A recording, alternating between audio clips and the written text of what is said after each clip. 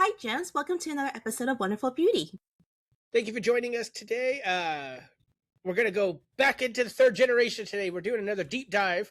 Thank you for sticking with us through our random episodes, Huntrix Meal, K-pop news, and Dingo. But we are finally back at a point where we can do deep dives. So this is going to be a fun episode. But we are going to jump into some really quick K-pop news, like flyby. Me and Anna are going to have to restrict ourselves and make sure we don't spend 30 minutes on each subject. Right, for sure. But TJ, why don't you kick us off with your alt group? Yes, so Monsta X has made history once again. They have released their third full-length English album called Unfold with the title track Heal. They should have called that entire album Feels, because all you're going to do is cry during this entire album. I know. Jew Honey said that Heal was based off of the gospel music that he grew up with. So if you listen to the song, it's definitely got a big church feel to it. Right, for sure. The music video will make you cry. I didn't watch the music video for a while. So I finally watched it and I was like, oh God, this is so sad. So sad. Depression. It really is. It's all about how you're supposed to be able to heal from heartbreak when the heartbreak is the reason that you're in this position to begin with. You know, that whole thing. Yeah. So Monsta X is the only K-pop group in history to release 3 full-length English albums. They were the first K-pop group to release a full English album, not singles, guys, because you know BTS has their singles, Wonder Girls has their singles, but we're talking like full albums. Monsta X has been really good about making history in the Western market because they were also the first ever group to perform at Jingle Ball, which was a big deal when they came back this year. Also, whoever did Jingle Ball and didn't bring them to Texas, I'm going to find you. Oh, no. Because why do you do that to me? Which also, Wonho was the first ever male K-pop soloist to perform at Jingle Ball as well, you know, to kind of tie it all together. Yeah, for sure, yeah. Also, whoever's in charge of Hello 82 and doesn't bring the Monsta X official pop-ups to Texas. Oh my gosh, yeah. But hey, I mean, they still did the like the in-store pop-up, like they'll do it in like the Barnes & Noble or the Target or whoever they're contracted with type thing. Right. So I did go to the Barnes & Noble one. They have a cute little section because you know how usually the Barnes & Noble checkout line has about like maybe 6-ish registers type thing. So they have like the first 4 for like the regular people, you know, regular purchasers type thing for the books and stuff. But at the very end, they have a section of just the Monsta X Unfold. Oh, that's cute. Promos for stuff. Yes, and they try to decorate a little bit more, which was really adorable. I think I sent you photos, but they have like areas where they have the picture of the boys. You can take a photo. They have like a little area in the cafe, like where Starbucks is, that little cafe area. They even reserve tables for people who wants to stay and trade the photo cards. Oh, that's too. cute. So that okay. It's really, really cute. It was just kind of out of the way for me because it was literally in the downtown Dallas area. It's near North Park Mall. So it's a little bougie area, but it's just the traffic in that area in general. It kind of sucks type thing. I do prefer better when Hello 82 do the official pop-ups over in Louisville, where K-pop Bestie is, in that same mall area. But I did hear that Hello 82, the official storefront for Dallas, should be coming soon. Maybe September is the estimate, but it may be a little bit longer because it seems like they haven't done much to the building itself other than the sign that says Hello 82 Dallas coming soon. But other than that, like, I don't know when the official storefront will come. So that means Hello 82, you don't have an excuse not to bring the official pop-up to Texas anymore because you literally will have a store there. And the space is massive, by the way, because so we visited the Hello 82 in LA.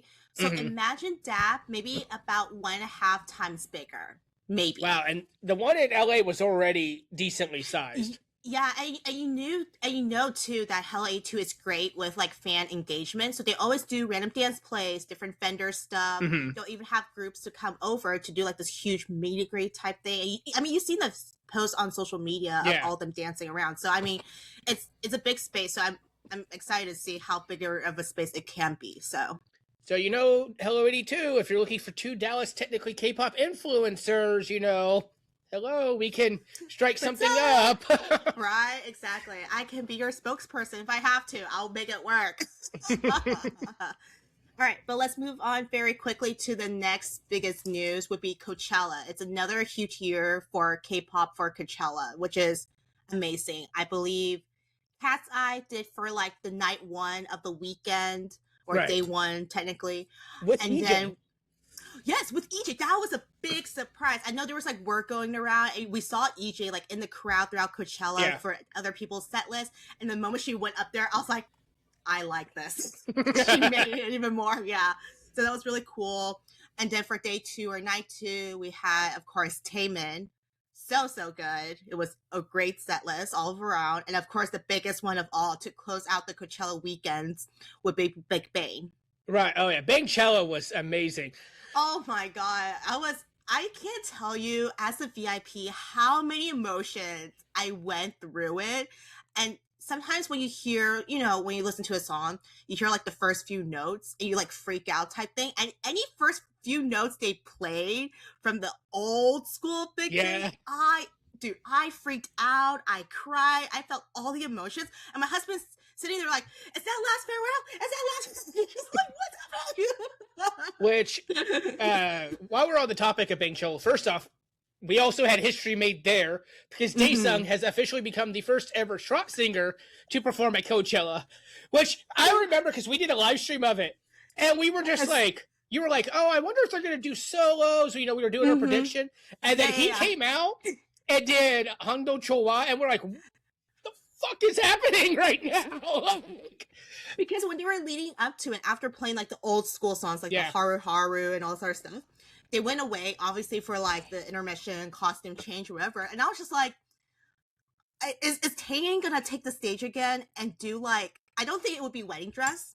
I was thinking like the eyes, nose, lips. I was like, but that's not like Coachella feel. Right. They came out with like Ringa Linga, and I was like, no, does that mean G-Dragon's gonna do Power? Then he did Power. And I was like, oh my God. And I was like, wait, but then Daesung has like ballad songs. And I was like, because I didn't think it could be Trot. That was the thing. Right. I thought only his ballad songs. And I was like, is he going to make us in our feels with Baby Don't Cry?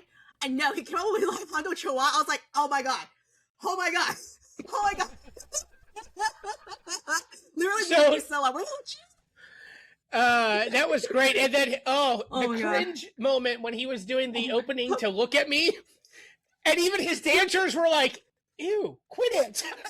I know, except for that girl, the blonde girl. If y'all watched the restream of that, the blonde girl to his, I mean, if your face, the camera's facing, so to the left, right?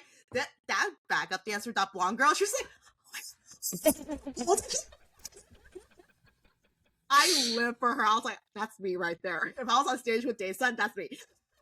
And then we had the biggest moment, which was the end of the show. Oh my God. First off, can we talk about the shade that they threw when they cut out all of Sungiri's parts out of their performance and the backtracks? I loved it, which is great. But then for them to literally go silent and TOP's rap come on right at the end, like, as someone who's a new VIP, that was definitely a great experience.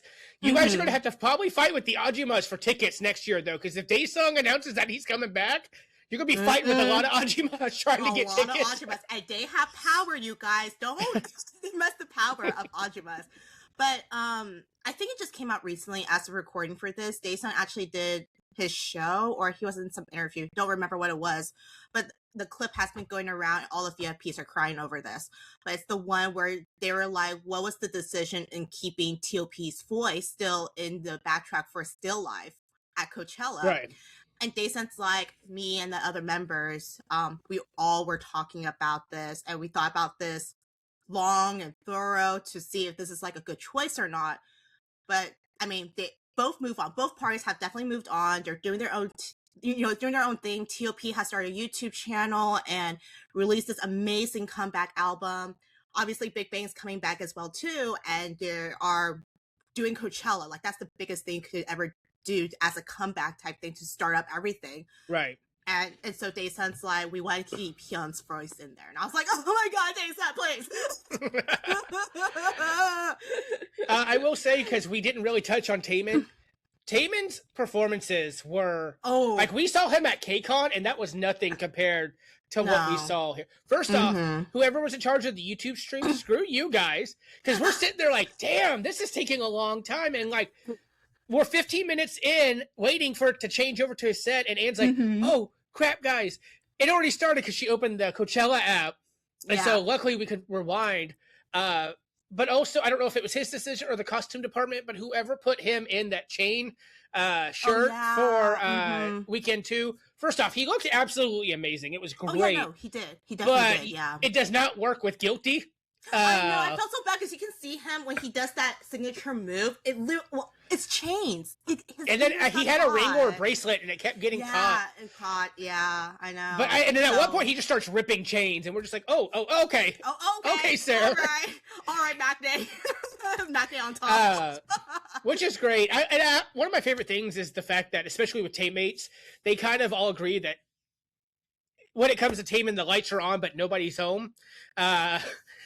My friend Kat, who joined us for weekend 1, she's a huge teammate, and she's always called him the cheese goblin because he's just basically he's Sheen from Jimmy Neutron is basically how she describes him. I mean, and one of my will take that. One of my favorite things is watching him try to talk in English, and he tried so hard, and it was so cute. Really hard. But and the Michael Jackson references left, right. It was so great. I love that. And I swear there has to be some sort of reference for Janet Jackson too, because I think I remember I forgot if it was week 1 or week 2 where he had that hat that was almost reminiscent to Janet Jackson as well. I remember us saying something about Janet while we were in the live stream. Yeah. But there's a lot of Michael Jackson vibes, which kind of is great in a sense, because I think that new Michael Jackson biopic of the movie just came out, and it's his nephew that's portraying him as Michael Jackson. Which, of course, Michael Jackson's a big influence to a lot of our idols. For sure. Rocky has said he's a big inspiration. Juhani, actually, his Instagram name, Juhani Walker, literally is a reference to that. Even though he didn't make it very far, but even Andrew from Dallas on Boys 2 Planet, he said that Michael Jackson was his biggest influence and why he wanted to become an idol as well. Yeah, and I believe Dino of 17 also said that too, because I think he was in that variety show where he was like middle school age, I believe. He was dancing to a lot of Michael Jackson songs, and he did make a lot of references. At least the stop that I went to for Fort Worth for Be the Sun tour, he made a lot of Michael Jackson references during the whole time, because he was just excited to be back on stage, because that's also the time where like COVID was still kind of around. So anytime a member was sick, they just had to miss out on that concert date stop, and they just come back for the next stop pretty much. So Dino was back, and he was just like, he was like dancing the dance moves, and all the Kcons are like, can you stop? Keep going. But the big news out of the Coachella, though, going back to Big Bang, is that finally G-Dragon has announced they are going to start their tour of August 2026. So in about 3-ish months. So please be away from October. I'm so bored. So my theory is that their Seoul concert is going to start in October, and then they'll probably do all of Asia and then maybe Latin America. So we probably won't get them for probably another year. I'm praying, because we are so booked and busy right now. No, so again, this is the time where it's the concert season, where a lot of people or groups are coming back with new albums or whatever, and they're just announcing tours left and right. Which, by the way, you guys, there's a lot of concerts coming up. It's insane. It's insane. Why don't you start with some, TJ, as I bring out my list real quick? Yeah, so the ones that I'm aware of off the top of my head. So BTS has started their tour. Today is May 2nd. So they are actually starting El Paso day 1 today. I've already seen the lines yesterday for merch. Y'all are crazy. For sure. I would have rather fought the people on Weverse than be in that line. Mm-hmm. We also have Mamamoo, who is coming Dickies Arena, August 18th, 3 days after BTS. Why? Crazy, by the way. How dare you, by the way. And then Monsta X has also announced their US tour, finally. So that'll be October 15th. I have saved up 3 years of favors from Kevin, and I finally cashed it in. So thank you, Kevin, for getting me and Ann 4 seats to go see Monsta X.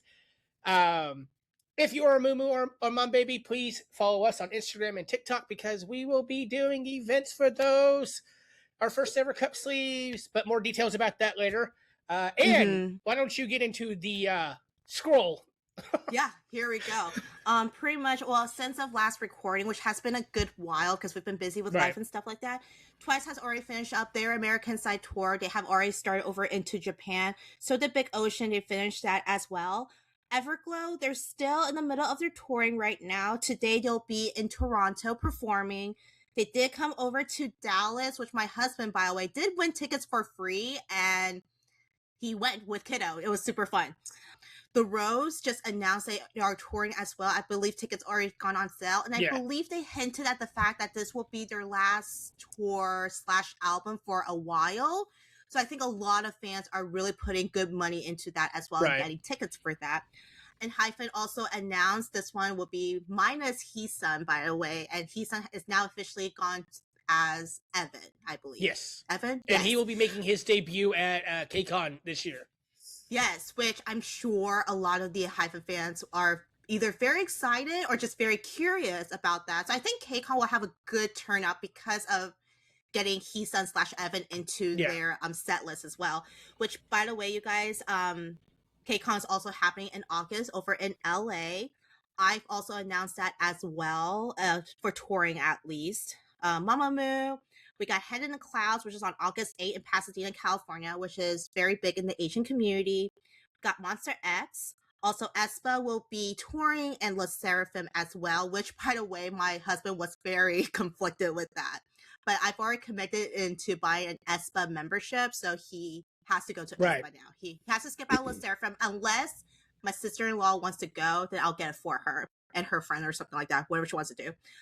Very sad, though, I-dle has canceled their tour, which in my own selfish way, I'm like, that's good because I won't be able to see them this tour anyways because it was 3 days before BTS in San Antonio, and I was like, I can't do that. Because I think also then right after, Mamamoo said, hey, we're touring, or we're coming like 3 days after BTS. I'm just like, why are y'all doing this to me? So the reasoning that was given was low ticket sales. And I think a lot of it does have to do with the Arirang tour. I don't think we're going to see the same problem with Mamamoo because I think Mamamoo might be a slightly different demographic. Which is true too, as well. Yeah. So when we went and saw Mamamoo at their MyCon tour, it was all adults. I don't remember seeing any children there. Yeah, and if there is children, it has to be where probably like the older sibling is dragging their younger siblings along type thing. That or they're there with the parents. You know what I'm saying? Like as a family group outing type thing. But I really don't remember seeing any little kids at our stop. So no, it was a lot of like. Really, honestly, it was a lot of 30s and up, I want to say. I want to say almost everyone that we saw was like our age demographic. Yeah, I did see a lot more Koreans. It's like when we went to see IU in Oakland, we saw a lot more Korean demographic compared to like Americans. I mean, I'm sure there's Korean Americans, but overall, it's mostly Koreans in general that are listening to these groups rather than the American market in general. So I am currently involved with 2 Mamamoo Discords. And let me just say, I don't think anyone is going to pass up Mamamoo to go see BTS. Like, no tea, no shade, nothing like that, honestly. But the excitement in those Discords, like, is... I don't think we're going to have a low-ticket sale issue with them. I don't think so because, again, as of recording, yesterday they opened up the pre-sale for the Mamamoo tickets to get the code and stuff like that. I think, honestly, the server crashed because you said you were having issues setting up for it, but I had no issues. But the funny thing is that, so I went back to try to give you a screenshot. it didn't work. Like, it didn't show up for me. I was like, well, that's weird. So then I refreshed like 5 more times, didn't appear again. So I think it's just the people overloading the server. Yeah. So it's not just you having like a weird phone or anything like that, or the website's weird. No, it's just the server is crashing because all these moo-moos are coming in to sign up for the pre-sale. Yeah. So I think that speaks volumes. Yeah. Yeah, no, for sure. And I'll be very honest. I joined the BTS group because we're also doing an event for BTS, which we'll talk about more later on as well. But some of these BTS fans, the older ones at least, right, our age demographic, they're even saying, hey, we're going to stay like a couple extra days in the DFW area just so we can see Mamamoo as well. Yeah. Like, I already signed up for pre-sale too. So you can definitely see that people are also kind of planning this, as, at least for this stop here in Arlington / Fort Worth, that they are wanting to stay for the whole week because of 2 concerts happening at the same time. And the great thing is, I know it seems conflicting because they're only 3 days apart, but it actually kind of works out. So, like, if you come for BTS Day 1 and you go to Mamamoo, you're only missing 5 days of, like, work. Right. Not even, that's assuming you work the weekends, but, like, since BTS starts on a Saturday, you know, so, like, for me, I'll be gone for 6 days, technically, because I come the day before BTS to do our event, and then I'm going to leave the day after Mamamoo. So it works out in that sense, and especially because Arlington and Fort Worth are literally, like, this close to each other. Close, yeah. It'd be different if you were like, okay, I'm going to go see I-dle, and I'm going to drive up and go see BTS, and then I'm going to go see Mamamoo. And God forbid if you're not in either one of those areas, you got to drive. I know. If y'all don't understand, Texas is twice the size of Germany. That's how big our state is. So I don't think people even understand that, because so obviously there's a lot of BTS fans that are now currently in El Paso that are from the DFW area. I mean, most of them, I'm sure they flew, but those who wants to drive, right? Do you know how many hours that is? Like, I don't think people even seem to understand how big the distance is. From San Antonio to El Paso, it's 7.5 hours. Because I have a friend that is currently at day doing 1. The drive. Oh my God. Yeah, no, I'd rather fly. No offense, but I just rather fly. Right. No, I'm the same way. I mean, for me, I don't drive, but if I did, it's only 4.5 hours from my doorstep to my mom's doorstep. But if you compare that to a 45-minute flight on American, shit. I'll take that, honestly, right? And I mean, also the driving part, at least for me, for some of the time, is that I need to have something going. Otherwise, I might fall asleep on the wheel. So when I drove down for 17, having Kiddo in there was so much easier than when I was driving down for J-Hope. Yeah. Because I had to, like, literally play the podcast that I have lined up. And I have to talk out loud as if I'm talking to the podcasters to make sure I'm staying awake. So, I mean, I'm sure everyone is different. But I had to literally keep talking. Otherwise, I'm going to fall asleep on the wheel. Yeah. And that's dangerous. So I'm one of those people, like, when I travel, I'm like, okay, this isn't time to, like, catch up on gossip. Let's listen to music. When I traveled up in February with my friend Justin to go to Kevin's Pokemon event, he's silent the entire way. No. And I'm just sitting here like... Twiddle your thumbs?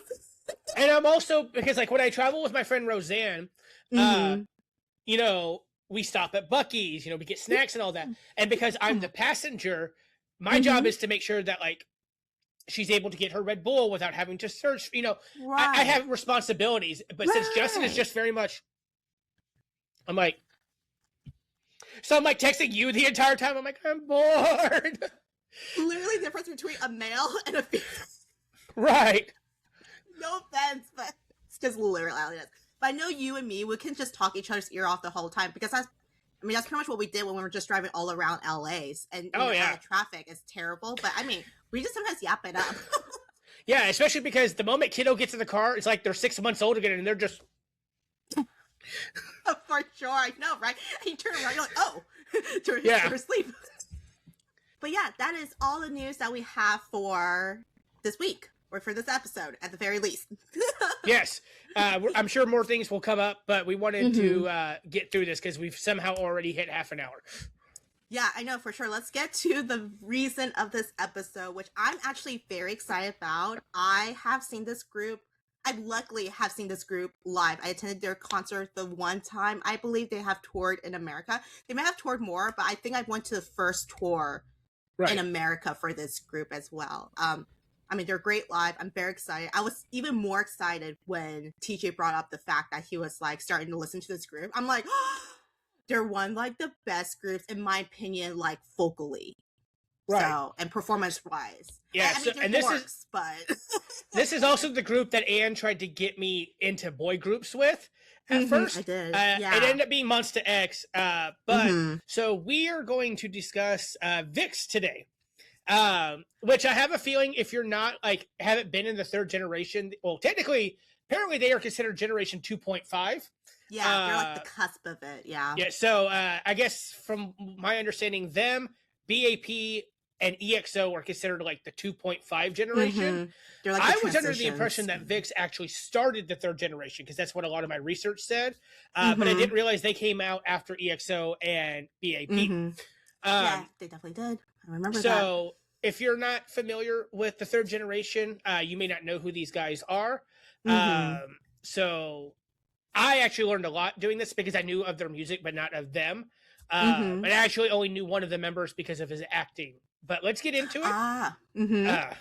So known as the Concept Kings, to go along with the Concept Queens, Mamamoo, Vixx, voice, visual value, and excellus. I don't know how that spells out Vixx, but Koreans, man. They are known as Vixx, also Vixx. I've heard them call themselves that as well. Yes. They are a South Korean boy group formed under Jellyfish Entertainment. Viewed as a 6-member group through the Mnet survival show MyDol. While survival shows aren't a new thing today, many top groups being formed in such ways such as No Mercy giving us Monsta X, Produce 101 giving us IOI, 101, Is One, and X1, and most recently shows such as Girls Planet 999 and Boys Planet giving us Kepler and Zero Base One.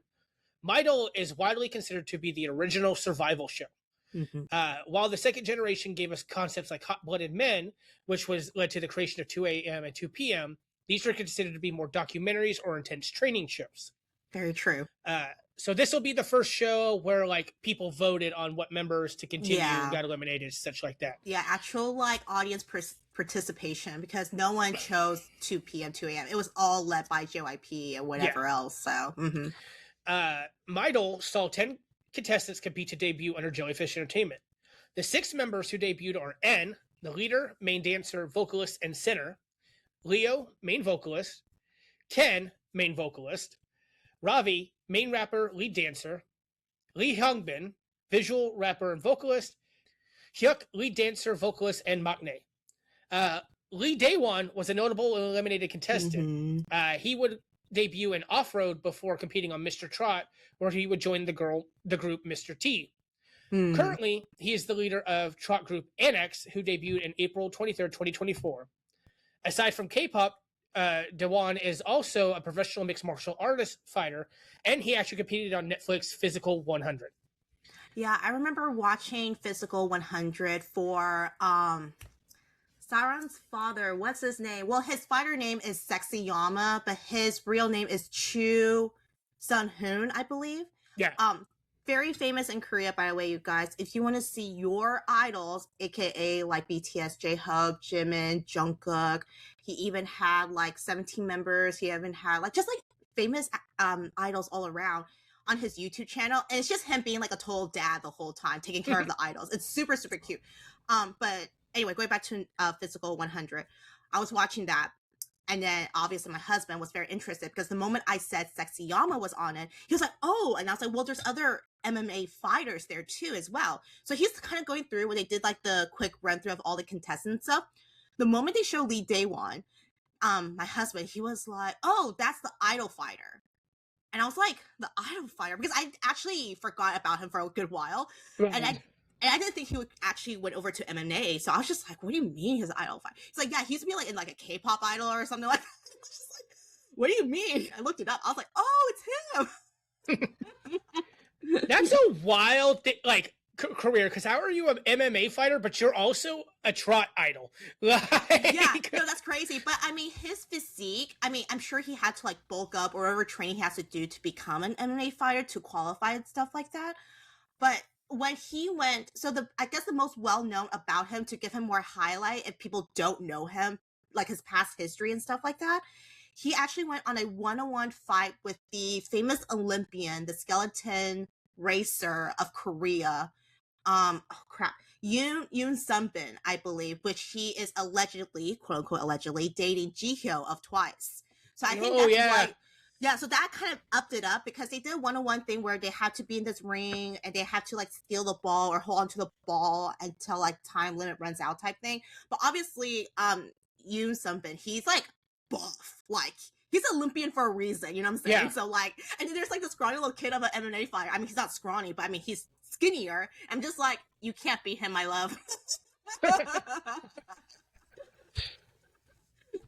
But yeah, so circling back to Vixx, I just thought that was really interesting that like they have there was a contestant on the show that got famous for not being in Vixx, but also for wildly different reasons he became famous. But to circle back to the group, so Vixx would officially debut on May 24th, 2012 with their single Superhero.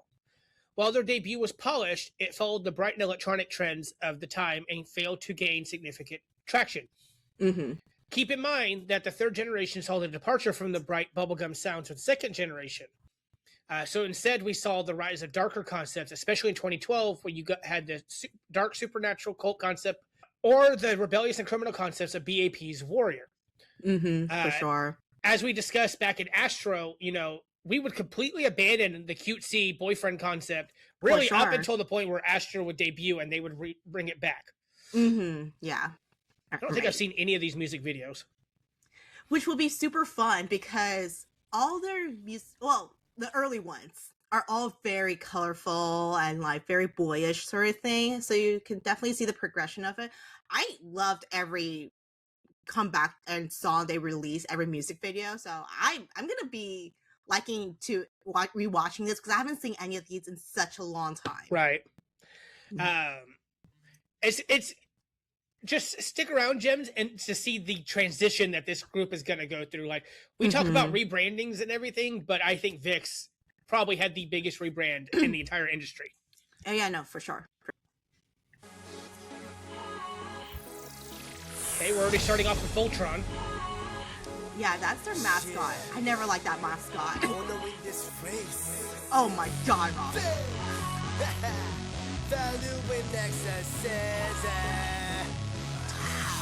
He was so cool.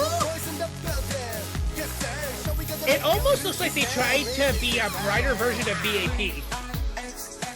And what is on your head?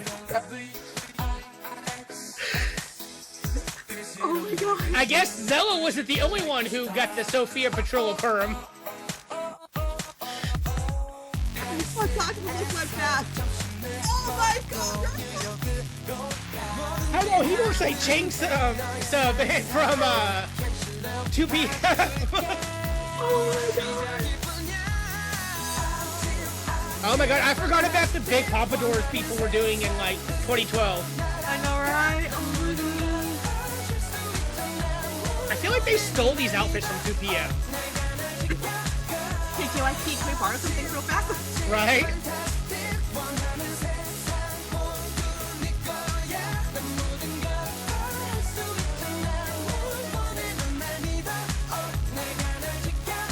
Okay, the all leather is not working with the cute little choreography and facial expressions. God, especially Ken's hair is just, what is this? Oh my god. Oh my god, you went through so much humping. I just look back for you.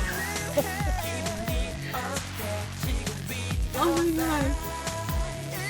The only member who looks slightly okay is him, and the guy that looks a little bit like Taemin, because he's got like the black with like the neon colors in the back. Oh, okay, yeah, so that's Leo and Ken. They're the only ones, they're the only ones who look slightly Leo. okay. Yeah, that's Leo. And this guy is the backpack, yeah. Oh my god. I haven't felt this kind of cringe since I think Shiny. No, I haven't felt this kind of cringe since Beast. I'm sorry. Like Beast all over again with Batgirl. I'm just over here like, oh my god, what's happening? How do I fix this? Okay, Leah. Chill. Okay, go on, sir. Oh, okay, that was Dizzy.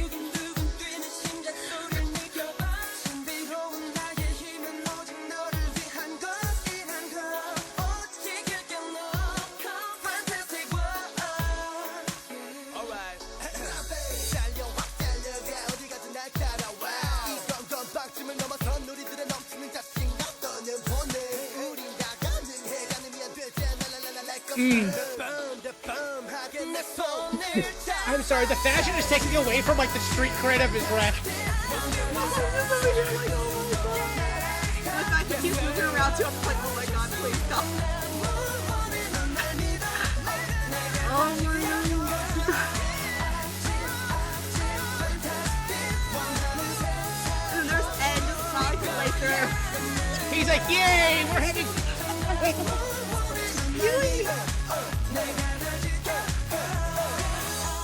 Oh my god.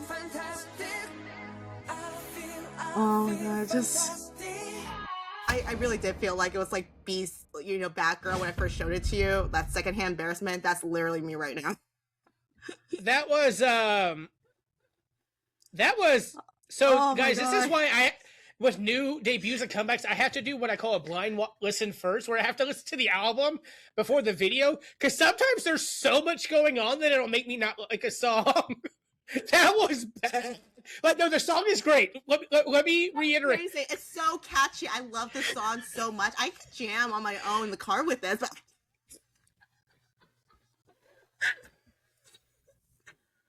Oh my god, that was... Jellyfish had only a certain budget for their list. Well, they spent all of it on the set. They borrowed clothes for 2 p.m. And then that one member, they literally just like, oh, I don't know, brush his hair and pull it into a messy ponytail. You want Hanbin to be the visual, and yet you do this to him? Come on. Well, I will say I didn't watch MyDol, of course, but it seems Jellyfish was definitely trying to put focus on Ken and Leo, or Hyuk and Leo. No, not Hyuk, because, okay, so I don't know how much research you have done with this. I'm sure you did a thorough research, but I don't know if you got to this point where there's this conception of Hyuk, the magne of the group. He actually never gets a lot of lines, and there's this one certain comeback where it's literally about 40% of him singing, and all the Hyuk biases were like they're like throwing shit around because they're like, oh my god, it's finally happening, those other things type thing. So it's like good, it's a very great thing. But for most of the comebacks up until that point, he literally only has like one line or something like that. And they're like, it's because he was very like insecure about his vocals type thing. So, and then when he did that comeback where he did like 40% of the scene, they're like, he finally has done the proper training for it, even though he's already debuted as an idol and all that other stuff. Yeah, so there's a misconception about that. Yeah. But I will say that, I mean, Jellyfish clearly knew what they had with Ken and Leo because they were the centerpiece of that video. Outside of N just showed up and being like, ugh.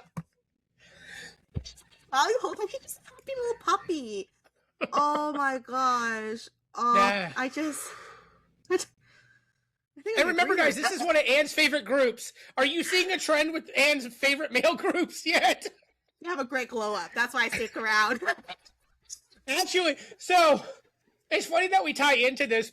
This story actually ties into this. So Anne sent me a TikTok the other day, and it was about meeting your soulmate. Oh, yes, yes. I remember that. And it's two people holding hands, and then it zooms out, and it's MJ of Astro holding his own hand and, like, going like this. And I was like, yeah, MJ's kind of, he's cute, like a pinch your cheeks kind of way, but he's really weird. And Anne's like, that's how I like my men. Weird and adorable. And I was like, yep, that's MJ for you. And it clearly, line up all the freaking idols I have biases on. Oh my god. Wow. That was my first time ever seeing that video, guys. So that was a genuine reaction. It's one thing to hear the song, because especially like in your morning commute, you're like, okay, this is hyping me up. And then you see it and you're just like, oh my god, what did they do to you? You're like, what happened? I think this is around the time that, well, not this this debut specifically, but as they continued the bubblegum concept for a good while, you know, I think that's when I was trying to get you into them, and you're just like, no, because they were very bubblegum until they hit like Voodoo doll or whatever else, Chained Up and all that other stuff. But by that time, you've already moved on to the other groups. So yeah, because Voodoo doll was the song that you tried to introduce me to, and I remember liking it. But anyways, we're gonna go off on a side quest here. All right, let's keep going. That was embarrassing. Especially when you see what else. I commend them for trying to go against the grain of what was 2.5 third gen at the moment. Mm-hmm. Yeah. Because it honestly looked like they were trying to be like BAP is the anti-fairies and they were the fairies, like, because it was very similar, like, hairstyles and fashion and all that. Mm-hmm. But, like, they were really bright and, like, I don't... It didn't work in my eyes because, like I said, you got all these guys in all black and leather, and then they're like... We're forced to do this!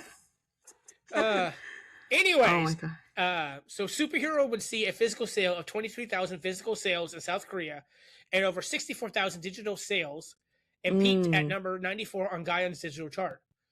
While those numbers are nothing to scoff at when compared to other groups that debuted at the time, there's still quite a gap.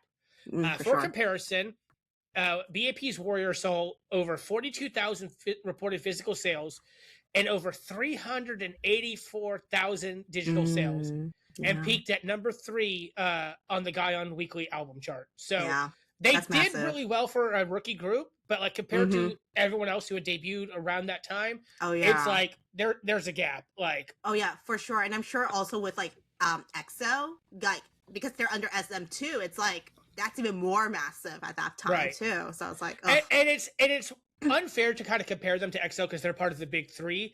But the reason I chose BAP is because BAP was also from a company that really was nothing. For sure. With Jellyfish also kind of being a newer company. Following Superhero, Vixx would return with Rock Your Body, which featured a retro video game concept and guest starred sisters Daesung. Despite selling around 25,000 copies, the group was labeled as just another rookie group in a year of monster rookies. We were going to do Rock Your Body, and was like, oh my god, that's such a good one, we should do it, but we had to like this could have been a Wheel of Fate episode, honestly, because there's so many good songs and videos by Vixx, but we ended up not doing Rock Your Body. That was also a little jarring, especially because Vixx is considered a darker group by YouTube.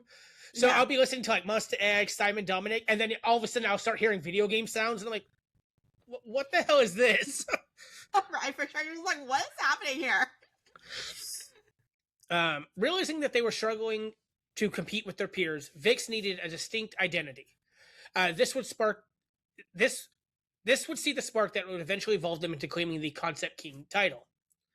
Beginning with On and On, they pivoted from pretty boys to space vampires, utilizing yellow contact lenses, heavy eyeliner, and gothic aesthetic that was unheard of for idols at the time. On and On would peak at number 25 on the Gaon digital charts, which is a vast jump from their debut era. It would enter the Billboard Korea K-pop Hot 100 at number 96. You guys have got to start shortening your chart names. This is becoming tongue twisters. Their concept pivot would be redefined further with the release of the Hyde album. For this concept, Vixx would lean into the psychological horror of a man fighting his duality. One side good and one side evil. The group would further explore this concept with contrasting outfits, white for the good side and black for the evil side. Even the choreography would change depending on which side was in control. So this is going back to the story of Dr. Jekyll and Mr. Hyde. Yes. Because the music video was so dark, using imagery of spiders, snakes, and worms, Vixx was required to release a clean version of the video. They even had to adjust their makeup for music shows to be less frightening. So at this point, I think the only group that had to release a clean version was TVXQ's Neurotic. This era was so popular that it led to the group's first repackaged album, Jekyll, with the title track Great You. Great You was a complete 180 from what the group had released with Hyde. Instead of leaning into the horror that was Hyde, the group returned to their nice boy image. This was the good or Jekyll side of the boys. The music videos saw the boys happy and in love, serving as a prequel to their obsession with darkness. So what I like about this concept, like you said, as they switched over to the darker concept and the more evil and, you know, all the scary stuff and whatever, I think this is also great that they went back to kind of the roots of where they all started type thing. Because I think once they switch over to the darker side and they're seeing all these, like, you know, popularity and the album sales or something things, you're like, well, you know what we also can do, you guys? We can be cutesy. So that's why I chose this song instead of the previous other songs as well, because I wanted to show that even though they have evolved, they also evolved with the cuteness of not being so cringy. Right. Right. And what I like, I haven't seen this video, but of course, doing the research, I do like that they also show, at least start off showing clips from the previous concept to kind of feed into that whole Dr. Jekyll and Mr. Hyde duality that this is supposed to represent. Yeah, for sure.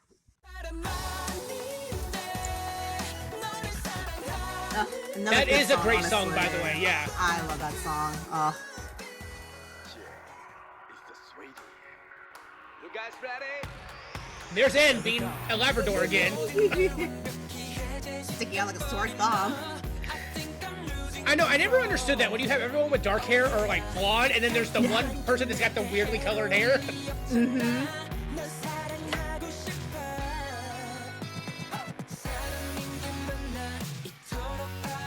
Oh look, they fixed up Humbin's hair. Thank God. Also, I want to say, this is back in the early 2010s. If we're able to bleach I-dle's hair and it not look fried, why are we still having that issue to this day? Like, exactly. Like, Wonho just released a whole bunch of new photos from him touring, and why is his hair yellow and like fried? When we've got platinum here and it actually looks like fluffy and healthy. Right, exactly.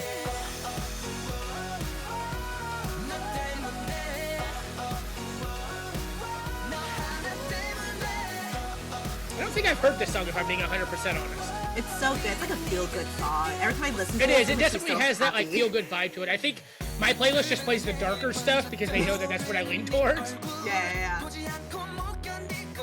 No, also what I like this one is literally them, like, it's like a backwards video, but they're so good at lip-syncing it to make it seem like it's real also. But it's just a whacking habit. Your favorite part was the one where he was like ripping, I forgot which member was, he was like ripping off the tissue boxes. He's just like throwing it all in the air. Yeah. This is also a good use of like, there's too much going on, but it's not messy. Like the first video with the flashing lights and the revolving stages and everything. This one you could actually look at the members. You're not looking behind them trying to figure out what's going on at the same time. Right. That's true. Oh, I forgot what scarves were in fashion for men. No, right? See, that was... Oh, N? Of course it's N.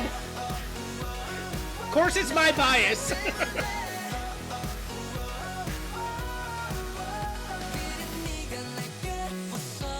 My name is Rock 너는 존재 자체가 완벽해 우아함과 섹시가 공존해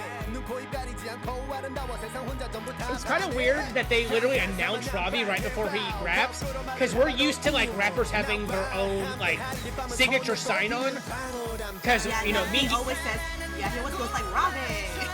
Yeah, whereas like Mingi has Fix On, I Am has I Am What I Am. Whereas you know the group is like, oh, now it's Robbie. Yeah, that's the signature sound for his rapper tagline. Oh god, the checkered patterns. Another fashionable thing back then.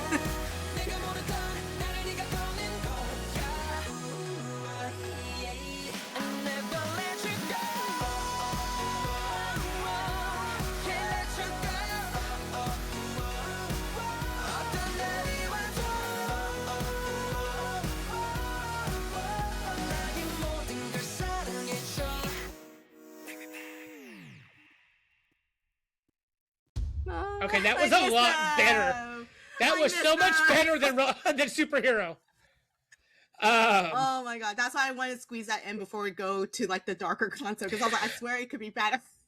See, and I was about to actually say, Gems, that will be the last cutesy concept we see going forward, but that was so much better than Superhero. Like, yeah, no, it's not like super cringy cutesy. It's just like cutesy of them just being like, just being boyish.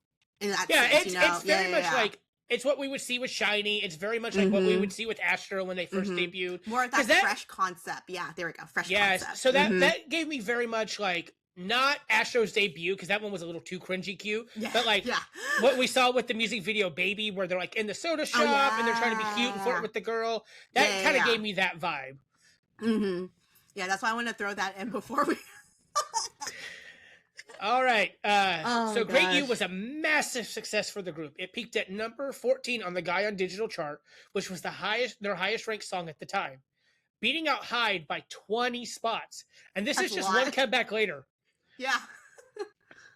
While the show didn't win them any music show trophies, Vixx was consistently in the top 5 on shows like Music Bank and M Countdown, proving that they were no longer just a rookie group, but a rising powerhouse.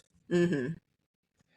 So the concept King title was officially cemented in November 2013 with their album Voodoo. The music video originally had a 19 plus rating for its graphic depictions of violence and body horror, including imagery of organs, flesh being stitched, and skin being pierced. Mm-hmm. Like with Hyde, the group had to release a clean version of the music video for broadcast. Even the choreography had to be changed for broadcast, as they would use a giant metal stabbing staff that one member would be stabbed through the chest with. It was banned by major television networks for being too graphic. This led to it being a poking motion instead for music videos. Mm-hmm. So we are going to show the clean version. Yeah. Thank you, Anne, for going through and making sure we had the clean version, because we didn't want to traumatize anyone. You can see the original version. If you type in Voodoo Doll Vixx, the first version that's going to come up is the original. Mm-hmm. So watch it at your own risk. Yeah, but if the title line is cut off, because sometimes the titles are like too long for the videos, right? Click the one that's longer time duration, because I think this one is only about 3:34. The other one is about like 4:12, 4:15, I believe, because they added that whole intro of the horror stuff. So yeah, click on the longer video. That's the original 19 plus one. But yeah, watch at your own risk. Yeah, just be warned that you are going to see blood. You're going to see some body horror. Yeah. We're going to show you the yeah dark but clean version of it. Right, for sure. I think it's just mostly them dancing, because I swear the first second of the original one, they already start right away. I'm like, oh, not even a 2-second warning. It's a second warning. You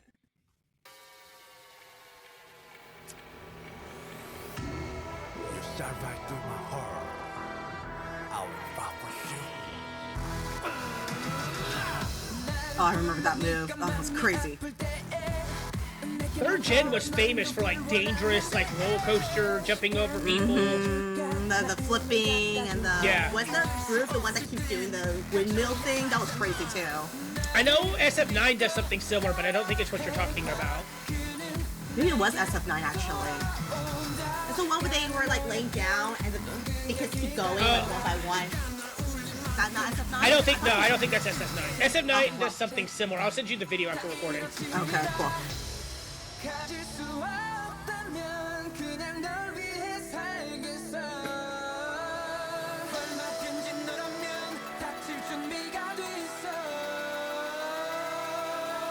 I'm getting goosebumps because it's so different from what we've seen already. Mm-hmm.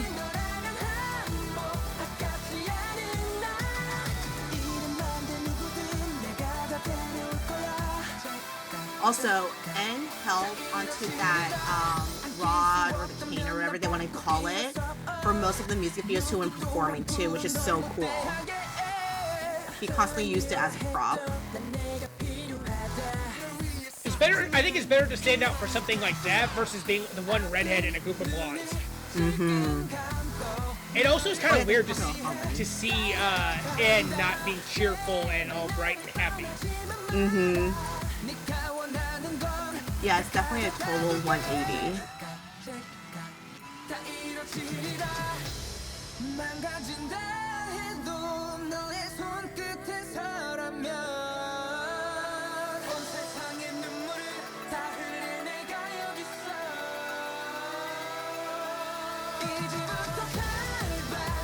I also like how they do their makeup, now that I'm realizing it, is that like their lips is all pale and stuff. Oh yeah. Like a pinkish, like lip gloss type thing. So I think it works especially with Voodoo being like associated with like necromancy and bringing back the dead. I think it works really well. That's true.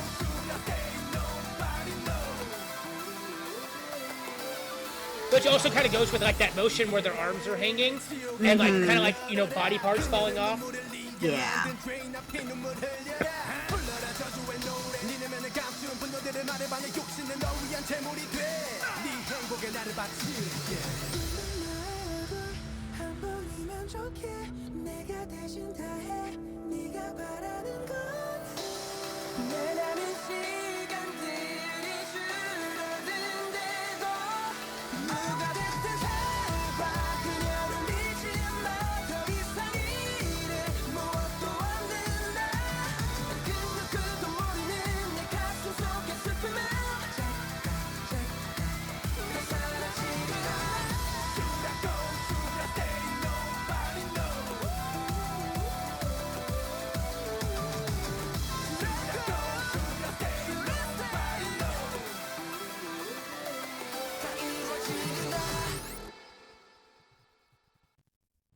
Ooh, that was creepy. Oh, so good. So I really liked, even though it was the clean version, like the fact that it was still eerie and creepy. So like you had the one member where you could see like the madness slowly taking him over. The one member who had that creepy contact in. Oh yeah, that freaks me out too. Yeah. But there's just no blood. That's just all it is. There's just no blood, no needles. And man, if we could have gotten a Vixx and Dreamcatcher collaboration, that would have been so good. Yeah. Missed opportunity. Anyway, so that is actually the first boy group song that Anne ever introduced me to. I remember I had just gotten into Blackpink at the time. Yeah. And she was like, "No, listen to this." And I remember liking the song a lot, but I never actually go further. Took the time to look more into it. If I had, I would have definitely been a Starlight from the beginning. Like, for sure. Well, not for the beginning of me. Not if she showed me superhero first, I would have been like, "Go away, get this away from me." Yeah, I don't even remember if they were able to. Did they tour by that time? I forgot when they toured. Honestly, it's been so long, but I don't even remember if they finally reached that point where they did tour. And then, I mean, if that by that time, I would have just taken you to that concert. Honestly, right. But that's such a good song. It's weird to see it in a music video because again, you've heard the song so many times. But I like the fact that again, even though they took out all the blood and the gore and all that, like it was still a very creepy video. Like, N is my bias. But like, even at some points, I was like, "Please stop looking at me, sir. You're making me feel uneasy." Yeah, right, exactly.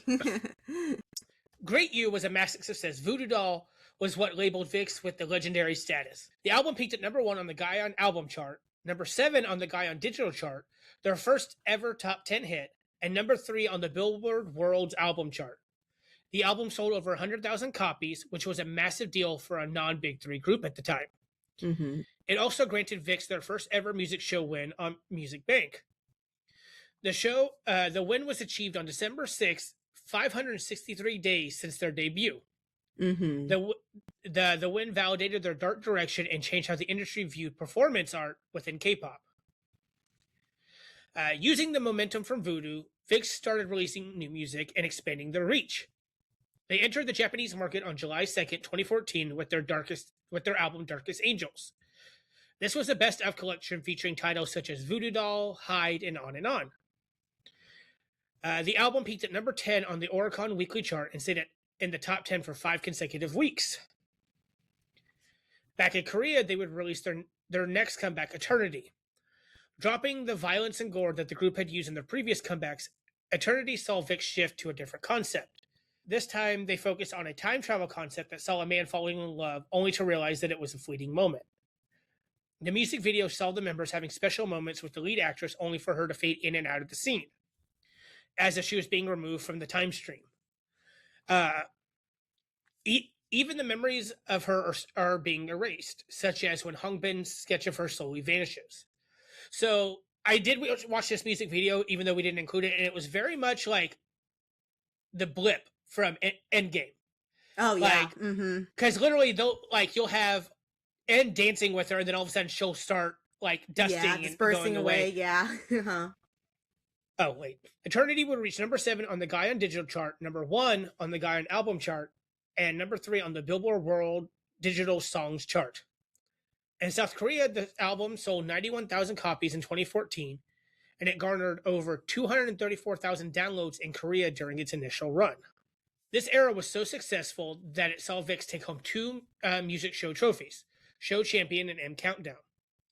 It also secured Vixx the disc Bansung at the 2015 Golden Disc Awards. Mm-hmm.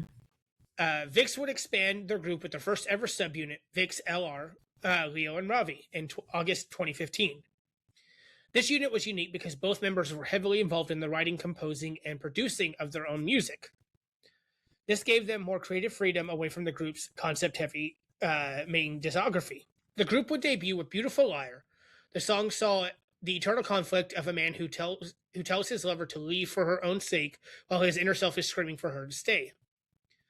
The debut was a huge success as the song peaked at number 2 on the Kcon album and Billboard World Album charts respectively. They also earned them a music show win on the show. While they only earned a single trophy, their win was a record-breaking one as they earned 9,464 points, which was the second highest score in the show's history at the time. Crazy.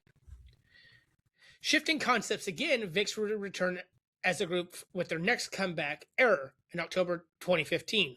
Dropping the time travel and memory concept, the group adopted a cyborg and sci-fi concept this time. Mm-hmm. This video, that's all I'm going to say.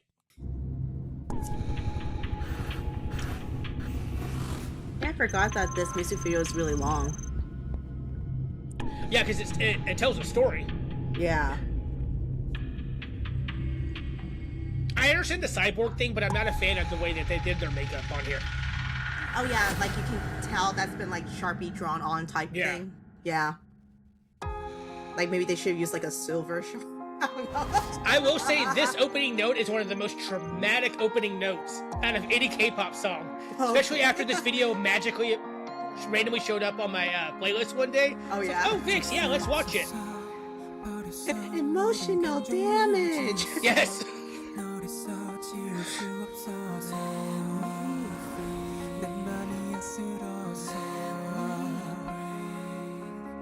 And I actually think that actress might be the same one from Eternity. Did not do much research about that part. Could be an actress under Jellyfish for all we know.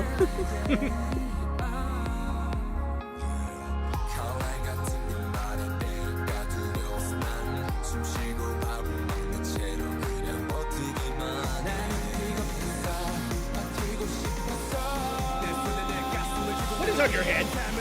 I know, I hate that too. Anytime people tell me to make a charm with him with that hat, I said I hate you. It looks like they took a pair of jeans and like cut the leg off and just put it on top of his head. And they punch it up on the very top to make like a little antenna, or at least a tent too.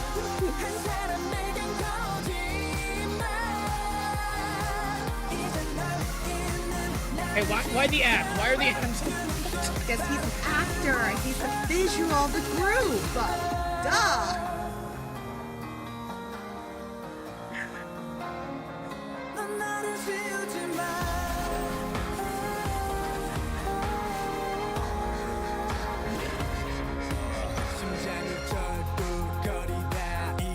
Oh my god, Ravi, they did you dirty. I'm telling you.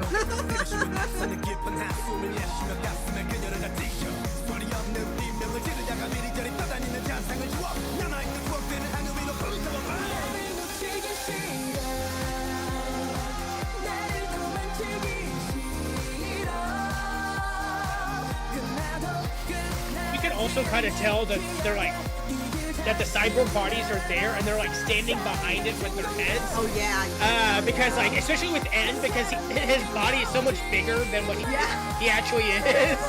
Yeah.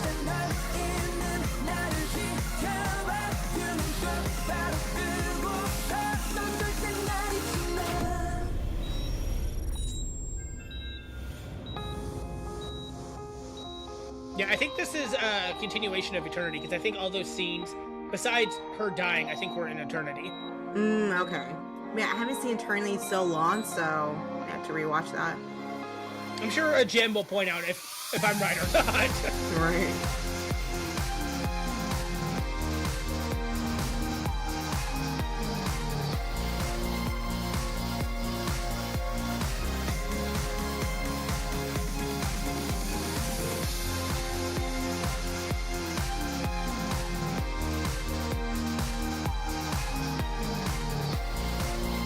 Yeah, put those acting skills to work, man.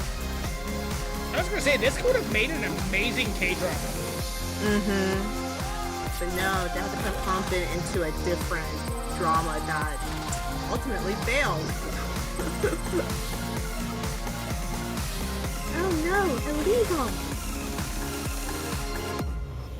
널 다시 만났어 울었어 뭔가 잘못돼 버렸어 가슴이 기억하고 있어 전부 그대로였어 더 피할 곳이 없어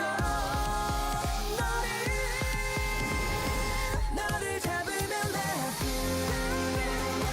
너를 가는 나를 꿈속에 꿈보다 깊은 이곳을 벗어날 자신이 없어 있는데는 건 전부 남겨진 나의 거짓말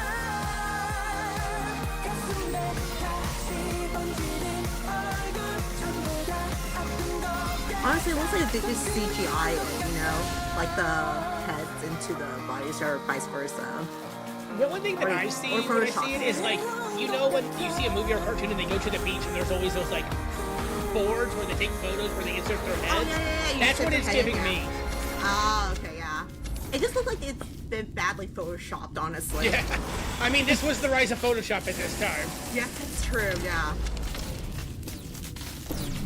Oh.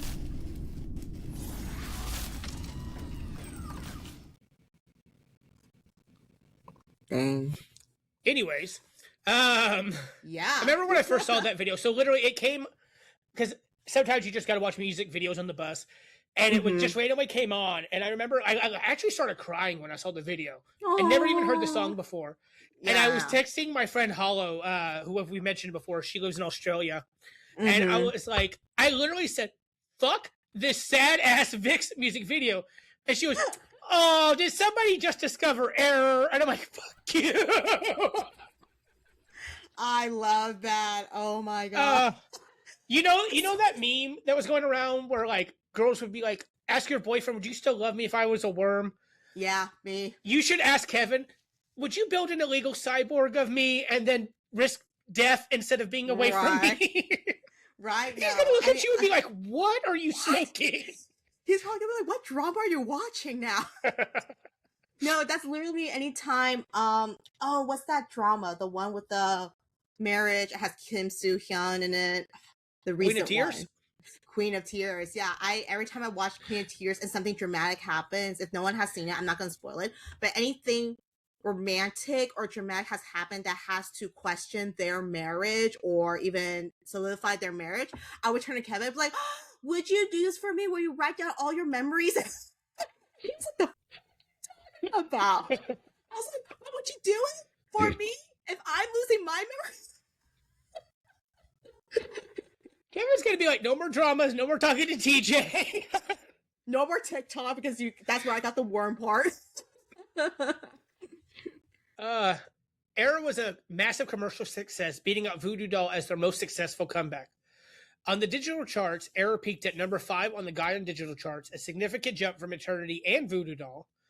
On the Melon charts, it maintained a strong presence in the top 10, which was difficult for boy groups at the time unless they were from the big 3.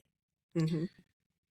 Which, I mean, at that time, we didn't really have a lot of boy groups from the big 3 because we were really focusing on girl groups at the time. Like, we still had Big Bang, we had EXO, but that was definitely, I think we discussed it in one of the previous episodes, that like, Gen 3 was like dominated by girl groups. Yeah, for sure. On the physical side, it reached number 1 immediately upon release on the Gaon album chart. Error earned the group 5 music show wins, 1 from Show Champion, 1 from Music Bank, 1 from Inkigayo, and 2 from the show. Mm-hmm. The group actually held the highest record on the show until BTS's DNA achieved the perfect 10,000 point score 3 years later. Yeah. For context, only BTS and 101 have achieved this record. BTS with DNA and 101 with Boomerang, Light, and Spring Breeze. Good God, 101. What an era. Vixx will release a Japanese version of Error on December 10th, 2014. The single album would reach number 6 on the Oricon Daily chart. Vixx would enter an incredibly busy schedule after releasing Error, and would make his acting debut as Noah in Hotel King. Mm-hmm. We are excluding his roles as himself with the other members in Airs. He would also appear on dramas The Family is Coming and Cheer Up, Sassy Go-Go. Oh my god, I love that drama. It was a good one. He would become a fixed cast member on variety shows and a radio DJ for Vixx and K-pop. Ken made his musical theater debut in Chess, playing the lead role of Antoli, and would appear on King of the Masked Singer. Hyuk would be cast in the action comedy film Chasing, which won him a Best Action Newcomer award in the Shanghai International Film Festival. They would release Love Equation, a remake of 90s classic by REF. This saw Vixx get their first all-kill on music shows, winning on every single broadcast station. On the show, they won their first ever Triple Crown, 3 consecutive wins. It showed them that even without heavy makeup and horror concepts, the public loved them. Mm-hmm. This I actually had no idea about, but they would even enter the Chinese market with the Chinese language version of Error. Yeah, they did. But I don't think the Chinese market was ready for K-pop at that time still. Mm-hmm. So I don't think it was that. I mean, it was significant, but it wasn't like super significant where they took over charts or anything like that. Right. Mm-hmm. Finishing off 2015, Vixx released their second full-length album and entered their most well-known and most shocking era, Chained Up. Woo! While previous comebacks were rooted in horror and sci-fi, vampires, voodoo dolls, and cyborgs, Chained Up was famous for its BDSM-inspired concept. You heard that right. It gets worse. There's more. Right. This era saw the members in white suits, which symbolized purity, though with no shirts underneath, and the bondage symbol of the chokers. The album further spread the BDSM idea. It came with 2 versions, Control and Freedom. Mm-hmm. Each version came with a contract with one of the 6 members. This would include their photo, a statement of agreement to be your acquisition, and their thumbprint or signature. Mm-hmm. So while I was not able to acquire the album, this is like the hardest Vixx album to get a hold of, by the way. Yeah. One of our moots, Wanhos_toe_heart, sent me a photo of her contract with Ken. So, Oh, Ken, my bias. Ooh. So I can't read it in its entirety because half of it's in Hangul. But I can at least read the terms and conditions, I guess you could call it.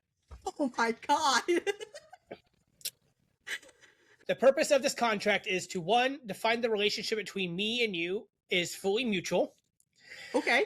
2, love that. 2, to define the feasible responsibilities and obligations that you and I should perform. 3, to define the detailed emotional expressions between the 2 mutual parties and to support the love and understanding of each other, and setting forth the love in detail and the master and servant relationship. That doesn't sound like that when you put love in it. That's only the first part. You wild dog. Our vow.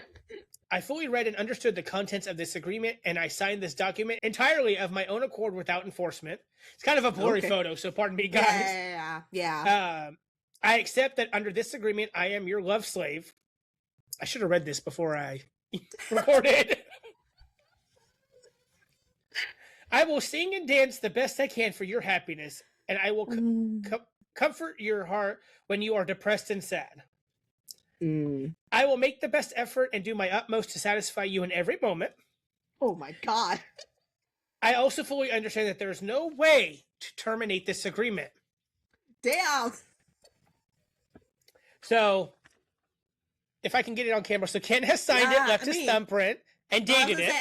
I was going to say the thumbprint is much more recognizable, at least from that image and everything. So if you look where it says term of agreement, it says from a 2015 11/10 to, and there's no end to this agreement. There's so literally for eternity. I fully read and understood the contents of this agreement. I will make my best effort to maintain your happiness and safety, and I will always think of only you as long as you are mine. I will grieve when you are in any danger or pain. I will pray the moment of victory and happiness of you to last forever. Okay. I fully understand that I cannot terminate this agreement without mutual agreement. Oh, and then at the bottom, there's a warning. This agreement was only made to allow the concept of the album and has no influence on actual laws and regulations at all times. This contract has no legal effect. I don't know. Sounds pretty legal, Ken. So, I'm going to say a funny fact. Those who have been in the Vixx fandom from the very beginning probably already know this. So, one of the previous mini albums or full album, I forgot what it was. There's a song that's a ballad that says, I don't want to be, or it's a title track called, or not title track, but it's a title song of I Don't Want to Be an I-dle, which is sung by Ken and Leo, which is the two lead main vocalists of the group, obviously. It's funny that you showed up Ken's contract because Ken was rumored or alleged, or I think it's like a well-known thing, that he was dating before he even joined the Survivor show. So he was, well, obviously it was like public because he was in school or whatever type thing, but then, you know, once he became an idol life, you had to hide it type thing. Right. So eventually they did have to break up. Don't know which party who did it, circumstances, all this sort of stuff. But then when he released I Don't Want to Be an I-dle with Leo, and I think they actually they wrote this and produced the song together. It's the underlying message of like he kind of regrets it, but you know, it's like a good gimmick type thing. So people were like, "Oh, it's because he actually did had a girlfriend allegedly, before." So now you're showing up with that contract. I'm like, I wonder if the girlfriend or the ex-girlfriend is like, "God damn!" Because as an ex-girlfriend, I would be like, "What happened?" And it's funny because the only photo card I have of a Vixx member is actually Ken. Oh, and cool. And honestly, as the kiddo would say, he's just a little cutie patootie. So the fact that I just read a full-on BDSM contract that literally uses the word love slave in it. He was like, okay. I think this is also the beginning of the time where idol groups are starting to put, or at least for companies, are starting to put inclusions into the album. Yeah. So I'm sure it was like wild things they put in inclusions back then. I will say, especially as a boy group fan, because girl groups, as they mature, they kind of stay the same. Right. Like, there's not, outside of getting older, there's not a lot of change between like Ooh from Twice and like This Is 4 by Twice. They're just older now. Yeah. But when you watch, like with boy groups, watching them kind of go from like, oh, cutie patooties to, oh God, these are men now. So like, a good example is, so we had Astro debut, and then like look all the way to when we watched the music video for Moonbin and Zana's Madness. Yeah, like, right. I'm just like, those are, yeah. Stray Kids is another great example. So you watch like their old stuff, like especially so Get Cool. Oh yeah, It is the dork national anthem. Oh yeah. And then you go forward to Ceremony, where you have. When you're like, Banchella, cover up! Oh God! Like, yeah, the moment he lifted up, like, or he didn't lift up, but he took off that jacket during the, I believe, was it Golden Disc Awards or whatever award it was show? Yeah, the moment he did that, I was like, "Sir, you're 18." Yeah, I'm like response. You know what I'm saying? Because I've known them since. And it's different when you have a group that starts out kind of like dark, and then they do cute, and like so. Monsta X, they started out with breaking out of prison. And their next concept was like, oh, we're a bunch of dorks at a bike park trying to win this girl's heart. Yeah. And then you look at them now and you're like, oh, now you guys are facing heartbreak. Okay, that's nothing. But when you watch them go from cutie patooties to like all the way up, SF9's another great example because you had the cuties when they debuted. And then you watch these videos where they're like all long legs and they're talking about love. And you're like, no, go back to... You're just babies. Yeah. Literally. And it's just funny, again, that Ken was the contract that a mutual had sent us. Yeah, no, Ken's also my bias, so it's just funny that I'm hearing this. I'm just like, man, I should have gotten that album.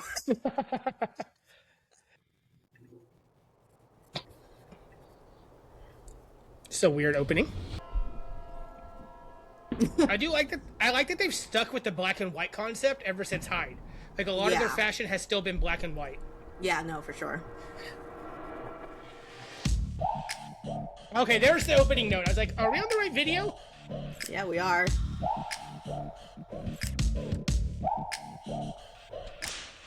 잔뜩 긴장한 채 어깨를 굴려 난 내 주위로 슬렁거려 나를 굴복시킨 특징 너머로 난 날 응시에 뚫어지게 거칠 때 숨결 다가와 어루만질 때 나는 이렇게 아픈데 돌아서지 못해 멈춤이 저 머리야 사랑이자 독재자 넌 나의 사랑이자 독재자 손을 들어 난 freeze I'm a down 나나나나나나나나 날 차갑게 내켜도 괜찮아 떠날 수 없어 chained up chained up 무릎 꿇어 난 freeze I'm a So I did read that like each of the rooms are supposed to represent supposedly like a different 난 끈적 없이 chained up chained up pleasure. Oh. So like you have the chains, and then one of the members goes into the room with the curtains. It's supposed to be like silk and stuff like that. Oh, okay. Interesting. I don't know how true that is, but that is what I read while doing research. So what the stairs is doing on the stairs? It could be a power dynamic thing. I don't know. Like the broken glass could just be the broken glass room could be like, you know, the actual like dom and stuff, like roughness or something. I don't know. Again, I don't know how true it is. That's just what I read. Right. Yeah. It's just fan theories. The flowers that could represent like being taken care of or something, like a sugar daddy situation. Ken, you're making this worse.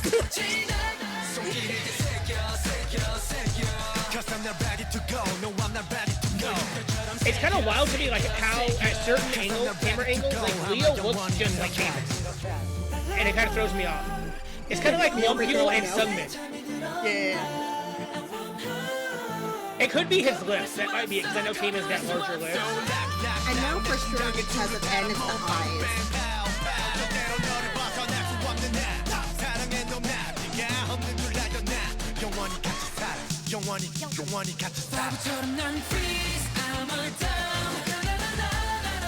So does this lady have a contract with all 6 members? Like, Or is she the madam? Yeah, the madam.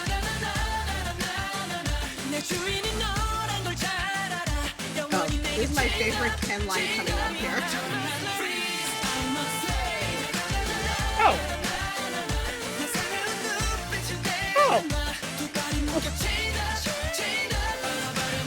Yeah, when I first listened to the song, I didn't pick it up until a friend was like, you know what Ken sang? I was like, no. Like, oh. This is the first video that's actually shown the lyrics without me having to click on it, and I'm just looking at it like, oh. Yeah, I didn't clock it like the first time because I didn't have like subtitles on or whatever at the time. So then when I rewatched it, I was like, oh, he said it. Okay, so Ken's a freak apparently. No. It's always the cutie patooties. I know, right? Exactly. So was the quiet. No, he wasn't quiet. He was like one of those like extroverted dorks that does a lot for the variety shows. I'll be honest with you. Oh Lord, he's a Hoshi. Yeah. Oh yeah, he's a definite Hoshi. Vixx would see 3 music show trophies from the show champion, and music bank for Chained Up. The album debuted at number 1 on the Kcon weekly album chart and sold over 100,000 copies in its first few months, and reached number 3 on the Billboard World's album chart. And the group received a digital all kill for the title track. Honestly, I feel like that is their most well-known song. Like, even if you aren't a Starlight, you're not big into like Vixx, you know that song, probably not for the best reasons, but you know that song. Yeah, no, for sure. Yeah. 2016 was a massive year for Vixx. They entered a year-long project similar to Mamamoo's 4 Seasons 4 Colors, Big Bang's Made, and Day 6's Everyday 6, called Vixx 2016 Conception. This was an interconnected trilogy based on Greek mythology. In April, they will release Zelos, based on the god of jealousy, with the title track Dynamite, which had a bright, funky neon aesthetic, a huge departure from the usual dark style, which if you ever want to confuse a K-pop stan, tell them to go listen to Dynamite, but don't tell them which one. Oh my Because god, yes. There's a Vixx lot has of it. Dynamite. BTS, Vixx, Shiny all have a song called Dynamite, and they are all completely different type of songs. I know, right? For sure. But I do like Vixx's Dynamite, though. It's really good. It's like continuing the fresh concept, but more mature. Yeah. It definitely leans more into the Great U style of music. Category, yeah. August would see the release of Hades, based on the god of the underworld. They returned to their dark roots with Fantasy, a dramatic orchestral masterpiece that many Starlights consider one of their best songs. Rounding out the trilogy, Vixx released Kratos, based on the god of strength. This saw the closer as the title track. This MV saw a sleek military uniform concept and focused on a frozen in time concept. Outside of Dynamite, I have not heard any of those songs. Not gonna lie. Oh, you should. Give it a try. Their next comeback saw Vixx completely abandon all Western dark and horror-inspired concepts and instead opting for traditional Korean aesthetics with their title track, Shangri-La, or Dawon. Dawon translates to Peach Blossom Spring, a fable by Chinese poet Dao Yangming. It tells the tale of a fisherman who loses his way and accidentally finds himself in a hidden valley filled with blossoming peach trees. He also finds a utopia village of people who have escaped war centuries ago, who live in perfect harmony, untouched by the outside world. Man, I remember that. I remember this tale from my grandmother. Whoa, deja vu. The peach blossom itself is a symbol of longevity and immortality in Chinese and Korean culture. Vixx would use this poem as inspiration for the comeback, blending traditional homebook styles with modern fashion. The music video will see the members in artistic scroll-like settings as inhabitants of this forbidden world. This would further explored with the members dancing with black fabric that mimics brushstrokes. The choreography was famous for the use of folding fans to imitate the opening and closing of flowers and revealing the hidden world. Shangri-La's impact was so culturally significant that the group was invited to perform it at the 132nd International Olympic Committee session in February 2018. So, as a Westerner, I know Shangri-La as the tale of the Fountain of Youth. Yes. So I think there was a Jackie Chan Adventures episode about it where they were trying to stop the evil team from getting a hold of it because I think Shen Long needed it to come back. Right, yeah. I think it's mentioned in either a Tomb Raider game or an Indiana Jones film. I don't remember. But that's what I know the tale of. It's where like the Fountain of Youth and immortality is stored. So it was really interesting to actually like read back and see the actual poem and where it came from. Yeah. Especially because it's not as long as Sun Wukong. Because that one's like 10,000 pages or something like that. Let me tell you about that story. Following this, Vixx would release their third full-length album, Ode to Vixx, which had a perfumer concept focusing on smell and chemistry. The title track, Scientists, debuted at number 74 on the Gaia Digital Chart, and they took home one trophy from the show. Vixx would release the digital single Walking in early 2019 as Leader N enlisted for his mandatory service in March. This would actually be their last ever project as a full group, which is wild to think about because in my head, I know it's 26, but 2019 doesn't seem that far ago.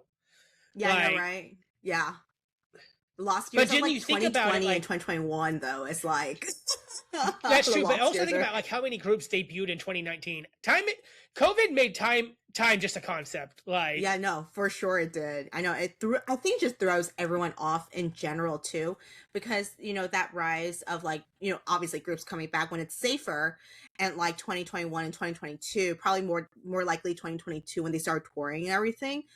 It's like during that time, almost every group just you're kind of forced to, but I think most of these groups decide just to take like this hiatus and do almost close to nothing, or they release something, but it's not being heavily promoted, right? Because you can only do it digitally. You can't physically go to music shows or concerts or anything like that. Everything was all digital. So of course everyone's like, it's just another day. Well, and this would be the time when we would start seeing a lot of enlistment as well, because it was like, well, you can't do much else, so might as well go. Yeah. Yeah. Like with any boy group, Vixx is not immune to scandals. On March 1st, 2020, Hyunbin would go live on Twitch to celebrate his 1-year anniversary as a streamer on the platform. Mm-hmm. The I-dle held a late-night live broadcast where he would drink and react to other K-pop music videos and performances. Reaching a drunken state, Hyunbin made several disparaging remarks about certain groups. So these are direct quotes from him. Mm-hmm. Right. So before anybody gets mad at me, these are direct quotes from him. Who on earth added this kind of I-dle music to this band's sound? It sucks. About Everybody by SHINee. Mm-hmm. That he would have beaten up the choreographer for the dance routines in Infinite's Be Mine. Aww, He criticized Red Velvet's Red Flavor, calling it too I-dle-like and saying that the group failed to understand the public's taste. He made comparison between Vixx's vampire concept to EXO's wolf concept, implying that Vixx's concept was superior and that EXO couldn't keep up with their pace. Oh my god, it's like Twilight all over again. Vampires versus wolves. Oh my god. The stream went viral for all the wrong reasons, and Hyunbin went live a few hours later, seemingly still intoxicated. He issued an emotional apology, claiming that he didn't mean to belittle the other artists, but he was trying to differentiate his streamer persona from his I-dle persona. Nope. Nope. The following day, Jellyfish would issue an apology on behalf of the group. They released a statement saying, "We bow our heads in apology to the artists and fans who are deeply hurt by the words and actions of our artist Hyunbin during his individual live broadcast. We feel a heavy responsibility for the lack of management of our artists and deeply apologize for causing concern." Fellow member Leo, who was enlisted at the time, would issue his own apology on his personal Twitter saying, "Please don't worry. Don't be afraid, Starlights. I'm sorry." Despite not being involved in the scandal, Leo felt a sense of responsibility to the fandom as the second oldest, and he wanted to help calm the fandom as rumors that the group would disband following Hyunbin's actions. Mm-hmm. Jellyfish announced that Hyunbin would be taking a hiatus from entertainment activities following his scandal.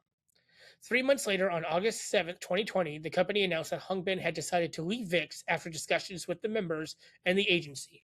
He would enlist for mandatory service a few weeks later. Ken would enlist shortly after Hyunbin's departure, while En would be discharged 3 months later. En would immediately shift his focus to his acting career, starring in Mine and Bad and Crazy alongside Lee Dong-wook and Wee Ha-jun. Which I've only seen the first episode of that, and that is a wild anime. Like, Lee Dong-wook plays the same character no matter what he does. Like, I know, right? He's been casted. He's just an annoying odyssey, but Wee Ha-jun as K, like, it's completely different than him in Squid Games, if you guys have seen Squid Games. Yeah, right, for sure, yeah. Ravi would focus on his own companies at the time, Groovin and The Live. He would enlist in October 2022.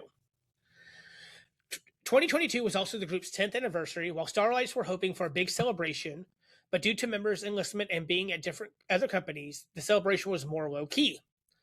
The members each shared heartfelt messages and photos to celebrate their decade together, and even released a series of family photo-style images, but no new music would be released during the actual anniversary month. Mm-hmm. Instead, on January 3rd, 2023, Starlights would receive Gonna Be Alright as a late 10th anniversary gift. The lineup only featured Leo, Ken, and Hyuk, as En was busy with heavy filming schedules, and Ravi had already been in the military at the time. And then one of the biggest scandals outside of Burning Sun hit K-pop. Oh yeah, I remember this one. This one hit hard.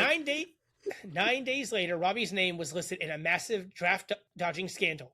Using a broker named Mr. Gu, Ravi received falsified documents claiming that he had epilepsy. This granted him a grade 4 exemption from his military service, which assigned him to work as social services versus an active duty soldier.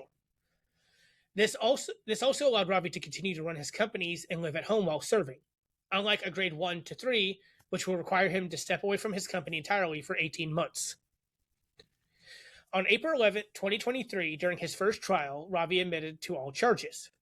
He admitted to conspiring with the broker and using the fake epilepsy scenario to secure a grade 4 status. Immediately after the trial ended, he posted a long letter of apology on his Instagram. He stated, "I was the only artist in the company generating profits, and the implementation dates for the contracts that were signed before COVID-19 were being postponed without certainty. So with the burden of contract cancellation charges, I was desperate to delay my military service. The same day, Ravi and Jellyfish Entertainment announced that Ravi had left the group to protect the other members. Ravi was found guilty and sentenced to 1 year in prison, which was suspended for 2 years.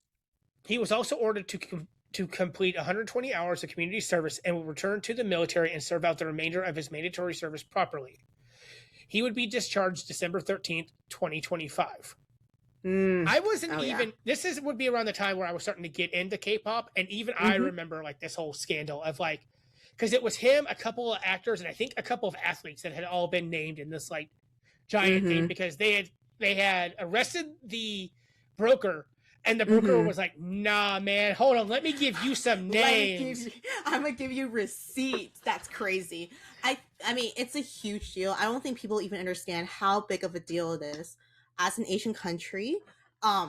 In general, they're very prideful people. Okay. Right. I feel like Koreans are on the very top of Asian countries to be the most prideful, followed by probably Japanese and then Chinese. If not, Japanese and Chinese is tied for second place. But I remember there was this, oh my gosh, the biggest one that we know of that's been talked to even to this day is the singer slash rapper. I forgot his name. So sorry, you guys. But if you know, you know. He's the one who also avoided military service. And he did something to avoid it. Obviously lied or something like that, right? And they eventually found out. They deported him. They deported him from Korea back to America. And he was like, I don't regret shit, you know? And you're like, well, then you're not, you know, you're not prideful about your Korean culture because you're the one who's trying any way you can to skip out that sort of thing. I know there are some people, I'm not saying this is okay, by the way, you guys. There is a category for military service where if you are the sole contributor or provider for a family and you are male, like the oldest male, or like your father died, whatever the situation may be, if you're the sole provider of it, there is a little bit of leeway with that as well. I'm pretty sure that's what Ravi was hoping to do to kind of skirt that. I'm not saying it's okay, but I think that's the mindset he may have because they're ones who are sole providers are able to do that. But this is just for a company. He should have his staff handle it, but you know, after COVID, everything's gone to crap, you know, like businesses are failing. I totally understand that. My business almost failed too until I got the loan. But you know what I'm saying? Like, this is a very like double-edged sword. I can see where Rafi's coming, but that's not cool. He went about it the wrong way. That's what it came down to. Did. Like, I feel like if he was maybe more honest about it, maybe the military would have given him a little bit more leeway, especially since this is like literally right after COVID times. But to go through a broker and this broker, it was ready to talk, like, you fucked up. Yeah, like, especially because the only 4 ways that you can get out of the military is you have to renounce your Korean citizenship and claim another. So, like, Bang Chan and Felix are both said, no, we're more Australian than Korean. Right. Ah Hyusup, his Canadian citizenship, because he spent most of his life in Canada. You have to be the sole male provider of a family. Like, that if you were to enlist, your family would starve and end up on the street. Right, exactly. You have to have a medical condition that fully prevents you. So, such as S-Coops cannot complete the basic military exam. Jin Jin has an autoimmune disorder, so he has to visit the hospital a lot. So more than likely, we will also not see Woo Young enlist because he has an autoimmune disorder as well. And then the other one, you have to like be an Olympic level athlete who has brought great pride to the country. Yeah, so I know a lot of Olympians don't have to serve. I think the one that is kind of, well, it's not crazy to me, but it might be crazy for other people who can't understand this level of how much contribution they given to the country itself, would be Faker, the most famous League of Legends player. He doesn't have to serve in the military because he has done so much for the Korean economy on the esports side. So he doesn't have to serve at all. And he is a country gem, you know what I'm saying? So you have to be that high of a level. And I know people are like, oh, but what about BTS? I'm just like, well, no, they have to be Olympian level. And again, let's go back down to it. This is their pride. This is how men show their pride to their country. So it's an honor to serve into the military service, even though it's required. But then there's people who try to avoid this and, you know, try to get their way out of it. I'm just like, you are kind of shameful for this. Well, and I think it's so wild because there are so many, because using BTS as an example, a lot of people tried to use the Olympian thing as like they have boosted the economy so much that they shouldn't have to serve. And it's like, well, first off, a lot of K-pop idols have. Yes, BTS has done it. One of them, but, for sure. And BTS themselves literally said, we understand where ARMY is coming from, but for us, this is a pride. It is an honor to serve our country. But if so much so that there are so many people who, I don't know how they qualified, still went in and served. Johan, he's got the bones of a bird, and he still enlisted. Wonwoo is blind. He's legally blind, and he still went in and served. Yeah, no. Shodu literally had his retina detached twice and had to have surgery. But there are other things they can do. Like Taemin worked with the police for a while because of his health issues. Yeah, Shodu worked with kids. Like Heechul from Super Junior when they got into this really bad car accident from going from a different show to a different broadcasting show. Really bad car accident for Super Junior as a whole. Heechul, I think he had to do surgery on his back or something like that. Something really major. He still served. He just became the military radio DJ for all of his time there. Another one, Kcon. I think it's the one that was most surprising for a lot of people because Kcon is technically an American citizen, yet he still served in the Korean military. Right. So, I mean, it definitely is a pride for Korean men about this. So, I mean, you know, to each your own. Rafi just took the wrong way of going through this. And I don't know if it's mad respect or I'm ashamed of the broker because, like, first off, being petty enough and being like, oh, I'm going down, every single one of you bitches is going with me. But then there's the southern side of me that's like, snitches get stitches and wind up in ditches. So I don't know how I feel about his side, but I do agree that, like, I see Ravi's side of it, but at the same time, he definitely went about it the wrong way. Yeah, no, I feel like if he was maybe more honest about it to the military people, whatever the procedure is, they may have maybe found a way, or they'll be like, too bad, so sad, SOL. You know what I'm saying? So. I was going to say, how old is Ravi? Like, is he born in 92, 93? Okay, so he's 33 years old. He's 3 years younger than us. 93. So at the time of him enlisting, he could have probably qualified for an extension because that's when they put it up to 30. Yeah. Like, so this was, what, 2019, 2020, so 6 years ago. He could have easily just been like, hey guys, this is what's going on with my company. I understand that I want to serve. But because of COVID, like, this is my concern. And I'm sure maybe there would have been a person that's like, you know what, you still have a couple of years. Yeah. Go ahead. Here is your enlistment date. You need to get all your ducks in a row by then. Yeah, pretty much. Yeah. Oh, well. Anyways, we went on like a 30-minute rant about draft dodging. Let's get back to... Anyway, so back to Vixx. Holy Jesus. This is not the last time we'll see of Ravi, but let's go back to Vixx. All right, let's go. In November of the same year, Leo, Ken, and Hyuk would return as a trio and release the EP Continuum. I remember that. And was unable to participate due to filming commitments for his acting career. During this time, he would appear in Tomorrow alongside Lawoon and Lee Soo-hyuk in what is considered to be one of the emotional episodes of the drama. If you have not seen Tomorrow, go watch N's episode. It involves a dog. That's all I'm going to say. Emotional damage. Yeah. He was also filming Castaway Diva and Joseon Attorney at the time. Yeah, a lot of acting commitments. That's a lot. Big year for him for that. Yeah, for sure. N's absence caused a massive internal friction among Starlights, as many felt that as the leader, he should prioritize group activities over his filming schedule. N would release a handwritten letter to Starlights as an apology stating, I spent a long time worrying and talking with other members, but in the end, I was unable to join as the leader N. I remember when this happened, because I think it was right around the time that I was just now getting into Vixx. And this is one of the things that you have to deal with if you're not just an idol. Yeah, like, for sure. like, I don't remember anybody getting mad at June when he went to go film with Jackie Chan. You know, I don't. I like Lawoon had to miss part of Kingdom because he was doing Extraordinary You at the time. Like, unfortunately, you have contracts that happen. You sign contracts with you know, whoever, KBS, you know, whatever movie Film studio. Productions, So like, you have an obligation. Now, it does get a little more difficult when you're in a situation like this where you have all these members at different companies. That makes it hard to be able to, like, okay, I need this person to align. I need this, like, so I understand N's point of view. I do think that Starlights were a little harsh on him. But as the leader, I understand that you have more responsibility. Because I remember S-Coops was very upset when he couldn't perform with 17 and go on the Nana tour with them. Because of his injury, because, you know, he's the leader, he's the dad of the group. He learned very quickly not to trust his members after he had to cancel his own credit card.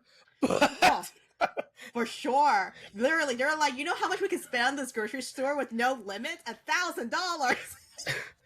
I think, didn't he like cancel it the next day or something? Because the credit card company was like, we've noticed some suspicious activity. Over in Italy, for like $1,000 on the store? On ramyun?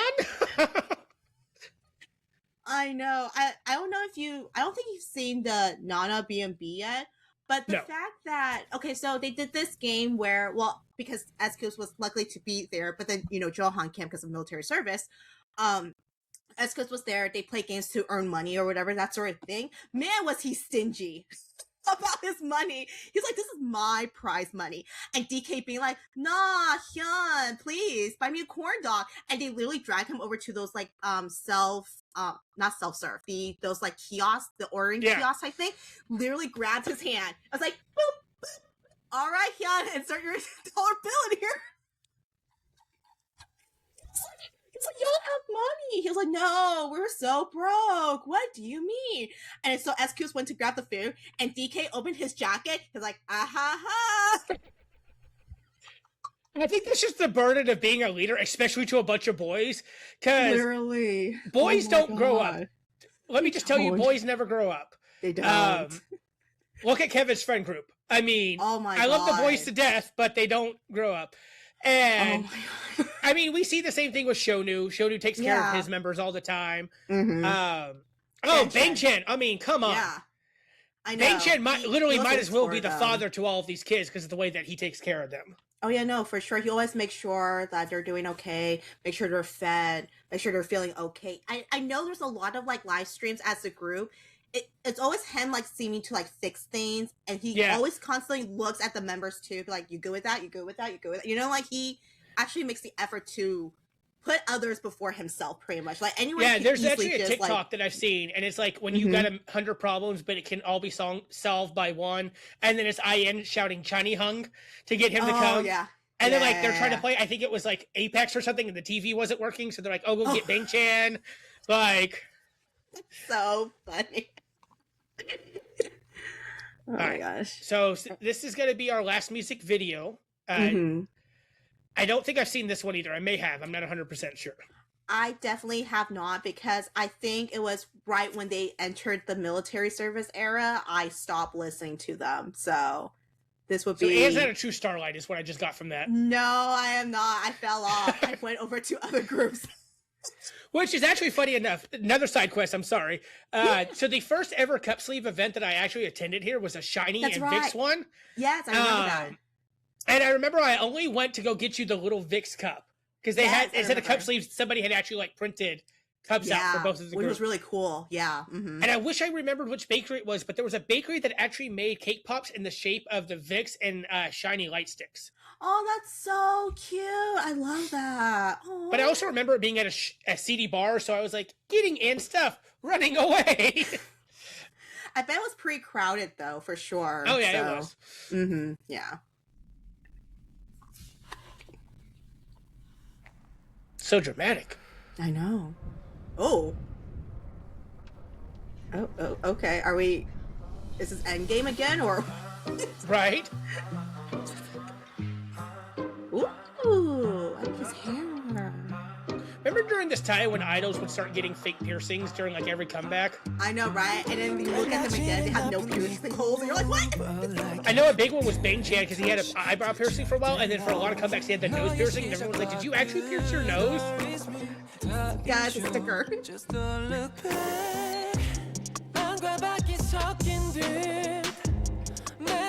no, I remember the song. I never seen the music video. That's what it was. Yeah, I know the song. I actually have this album. I think it might be sitting in your office in my box. Yeah.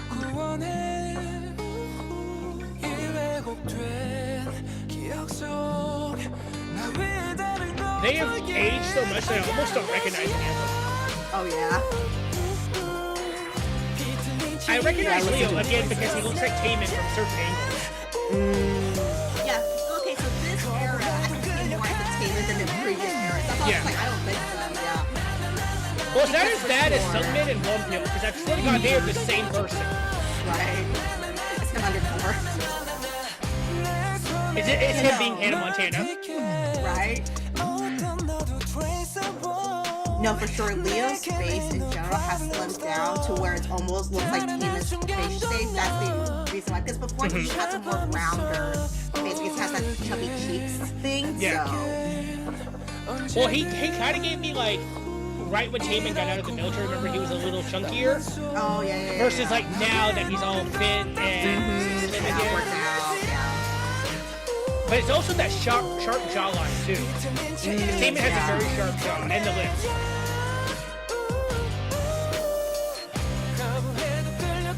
I wonder if this is like references to other videos because they're in the time stream continuum. So like we have the heart maybe from Error and then the girl disappearing from eternity. Maybe. Okay, that got zesty. Oh, okay. Oh. Yeah, he disappeared. What are you gonna do? Oh, he just transported. Okay.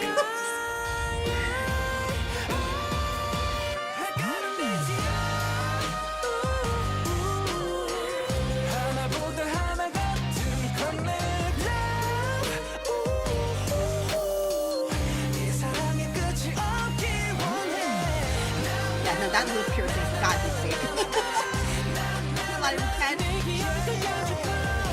Well, it doesn't help that he doesn't have it in every shot either. No, really, like that's a fake. Oh yeah, Hyuk has definitely improved it with vocals in this one as well. He definitely has. So that's a really good song, but it's definitely like I can understand it. Like if you're a Starlight, how that you would kind of be like, this isn't Vixx. It's anticlimactic to the point where you're just like, well, that kind of stuff, because you're waiting for years and years for this, and then you're just like, well, that kind of. Yeah, because there was no like big build or drop or anything there like wasn't, that. Yeah, no, it was just like we're coming back. But we discussed it with like SF9, like losing certain members, even if it's just they couldn't be there, it does change. Because so like we listened to Love Race during SF9 we didn't have Dawon, Lawoon, or Juho. And like you even said, like without especially Dawon and Juho, like the sound was definitely off. Yeah, no, for sure. Yeah, I mean, it sucks because obviously Ravi can't come back anymore. I feel like if they had more of a rap, it might have been a little bit better. Which I was actually going to say that because it was missing a little edge. Yeah, no, it needs something. I mean, I know for sure Leo has a good hand in like lots of songwriting. Maybe a little bit of Ken. I could be wrong on that, so don't quote me on that.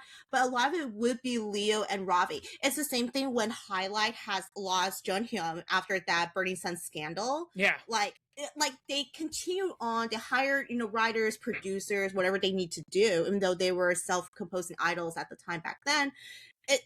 It's still not that same edge that Junghyun would even contribute to the group, which kind of brings everything together, that same color. So I think that's why it's a little bit off-putting. I mean, it's still a good song. I think it's just, it's not the same or the expectations that Starlight would probably have.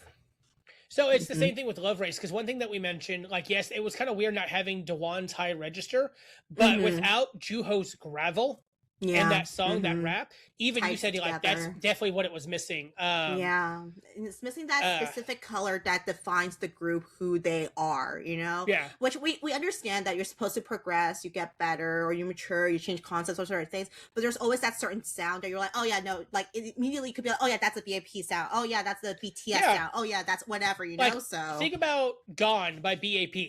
Like, because we didn't have Zello, and of course we didn't have Him-chan. But because Jungkook was there and you had his lower register and even he had a small little rap in it, you're like, yeah, this is a BAP song. It wasn't as rough as Dystopia. It wasn't as rough as Warrior. But because Jungkook was involved and was there, you heard him and you're like, this is BAP. That's a BAP song. Yeah, for sure. Yeah. It would be the same thing, even though I'm not a fan of Felix whatsoever. I'm not going to get into that. You know, Anne knows my reasons.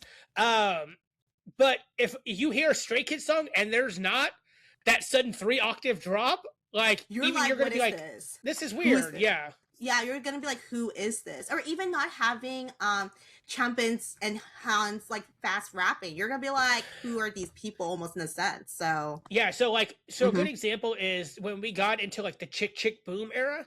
Felix started the songs off.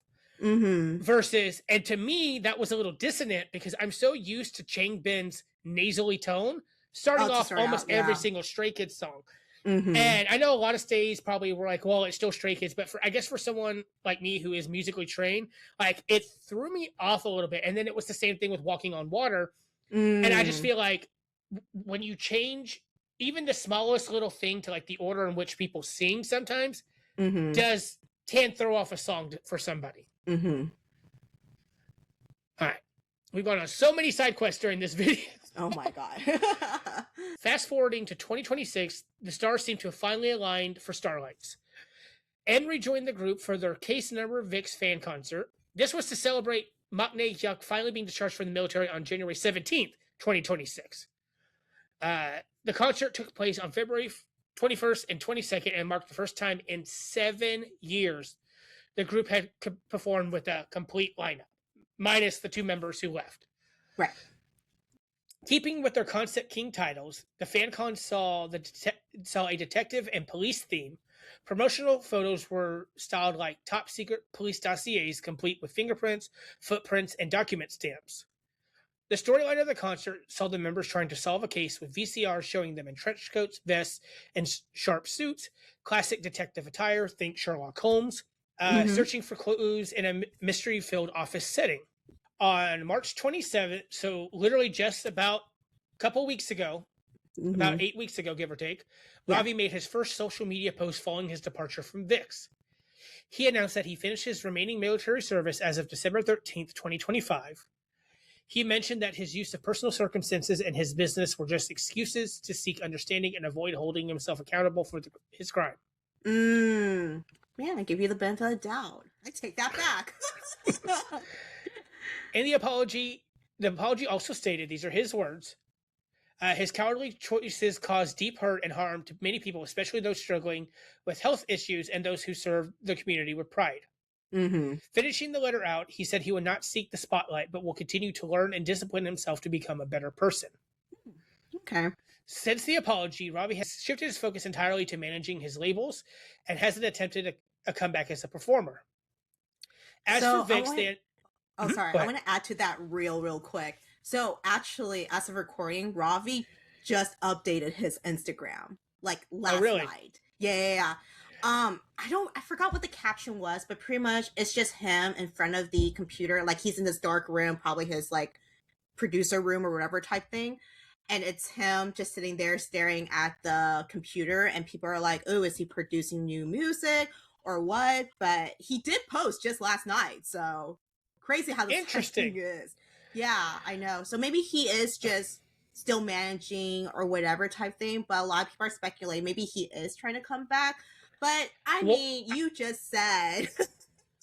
Well, and the thing is, I don't know if he has any artists still currently under him. I know he had Wien for a very short period of time. Until that whole thing happened, yeah. Yes, and then she left to go start her own company. So I don't know. I didn't do any research to who's under him. I know he had at least 1 or 2 rappers, but one of the rappers that was under his company actually was involved in the scandal. Yeah. Well. So we'll see. We'll keep Gems updated. Sorry, I researched it up real quick.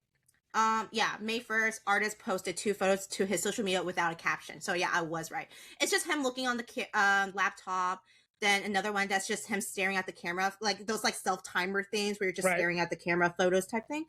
But yeah, that's all he posted. So a lot of people are just speculating what it could be. So we will see how that goes. We will keep Gems updated in K-pop news if anything comes of it, I guess. Yeah, I know, right? It's interesting what his next move will be. So if there is a move. As for Vixx, they announced that they would be releasing Case Number Vixx Official Investigation Records, which would be a DVD of their 2026 fan concert. The final show of the fan concert ended with a special video featuring a file cabinet labeled Case Number 2026 closing and another cabinet labeled The Grand Opening to Glow. Since then, 51K, Big Boss, S27M, and Companion Company have all released official statements confirming a coordinated schedule for the second half of 2026, insinuating a full group comeback coming soon.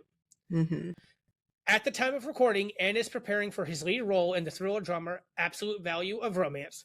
Leo is preparing for his solo film debut in the movie Veranda.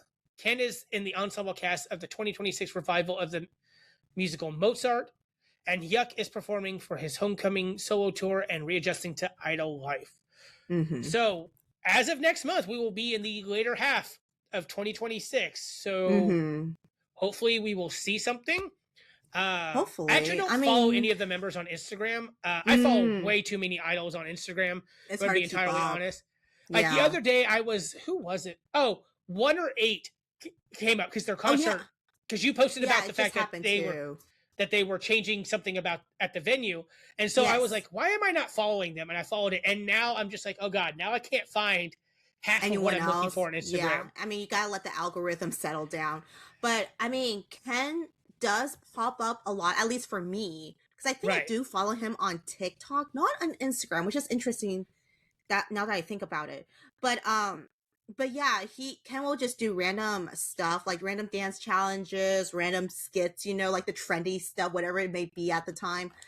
I don't follow anyone else. I only follow Ken, but that's only because I figured they're just not as active as a group as a whole, you know what I'm saying? But once they're more active as a group, I may give everyone a follow. But as of now, I'm just like, they're not really, I mean, they're doing a lot for them for their own solo careers. But they're not doing where I'm just like, ooh, I'm going to keep an eye on them type thing. So it'll be interesting what's going to be happening in the second half. And if they will even tour outside of Asian countries. Because I don't even know if people know Vixx or remember Vixx or be like willing to spend for Vixx. So we'll see. Because I know that Vixx is very popular with other idols. So there's a very high chance that like, once people see that their idols are involved in it, that they may go back and check and be like, oh, okay, so who's this group? Hopefully people don't know them just as the Chained Up guys because they have so many other great music videos and concepts and stuff like that. Right, for sure. No, I'm just scared it might be like, so another example I can give as of currently is the Everglow tour that was happening. So obviously we know Everglow, right? We're not but like we heard of them and we know maybe 1 or 2 songs or whatever.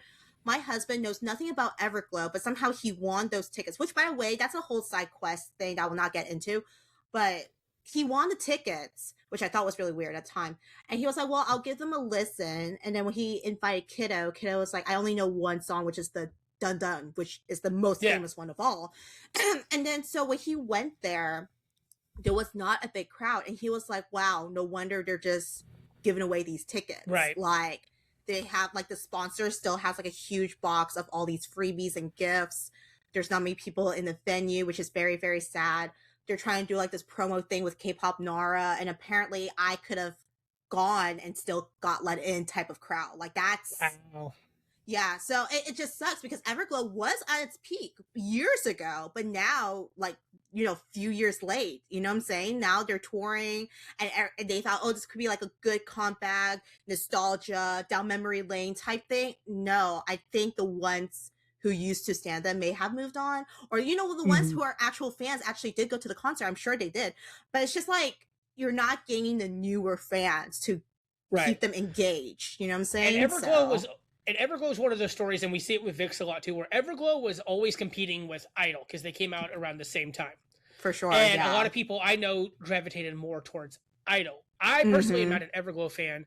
I know Bonbon Chocolat, Dun Dun, and Adios. Those are the only songs that I know.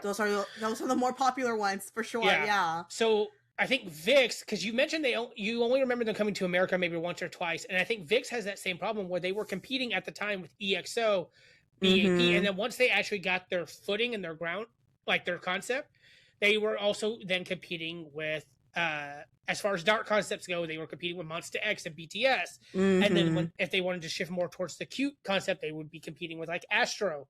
Yeah. So I could see the whole thing of like, I'm sure there are people out there just like. One of our gems is like an OG Cassiopeia and loves the fact that we did an episode on them. And I'm sure there are a bunch of OG Starlights out there, but I don't know if it's enough to warrant their company spending all that money. Yeah, no, for sure. I have a friend she was a huge Starlight, like through and through, went to the concerts and all that stuff when they toured and stuff like that.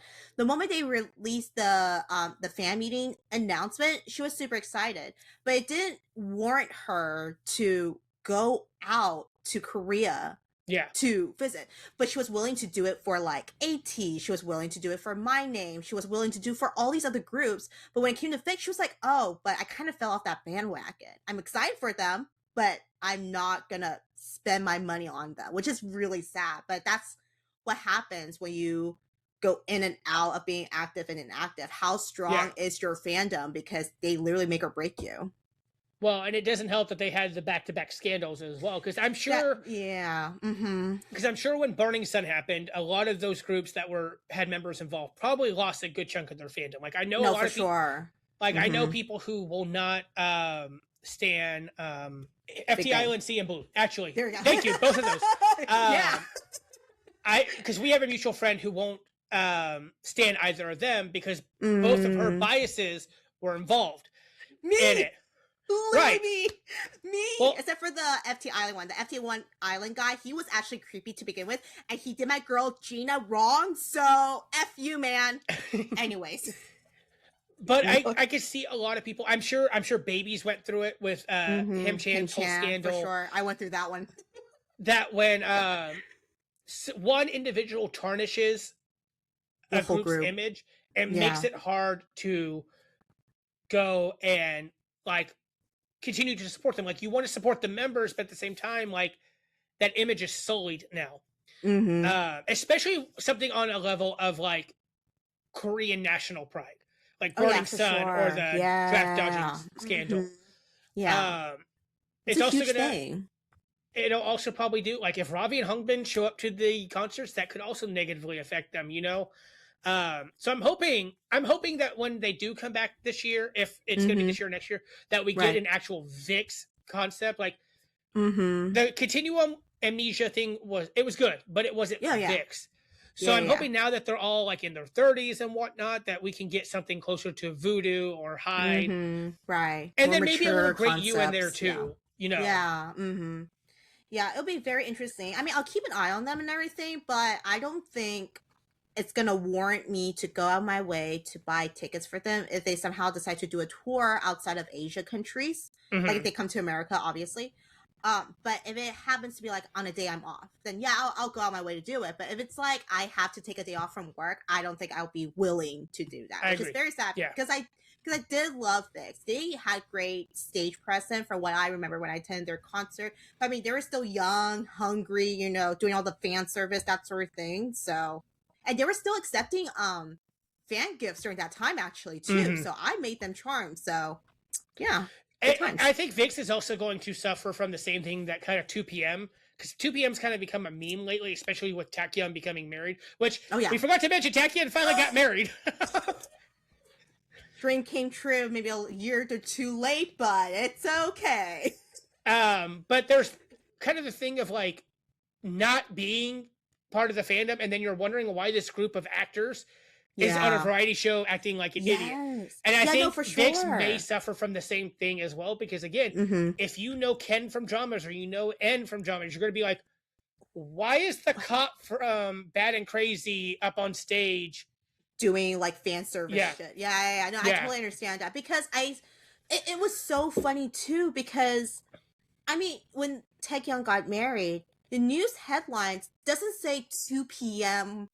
Taeyeon. It says actor Taeyeon now. Yeah. Which I mean, he's in a lot of great dramas. He's doing amazing in the acting world.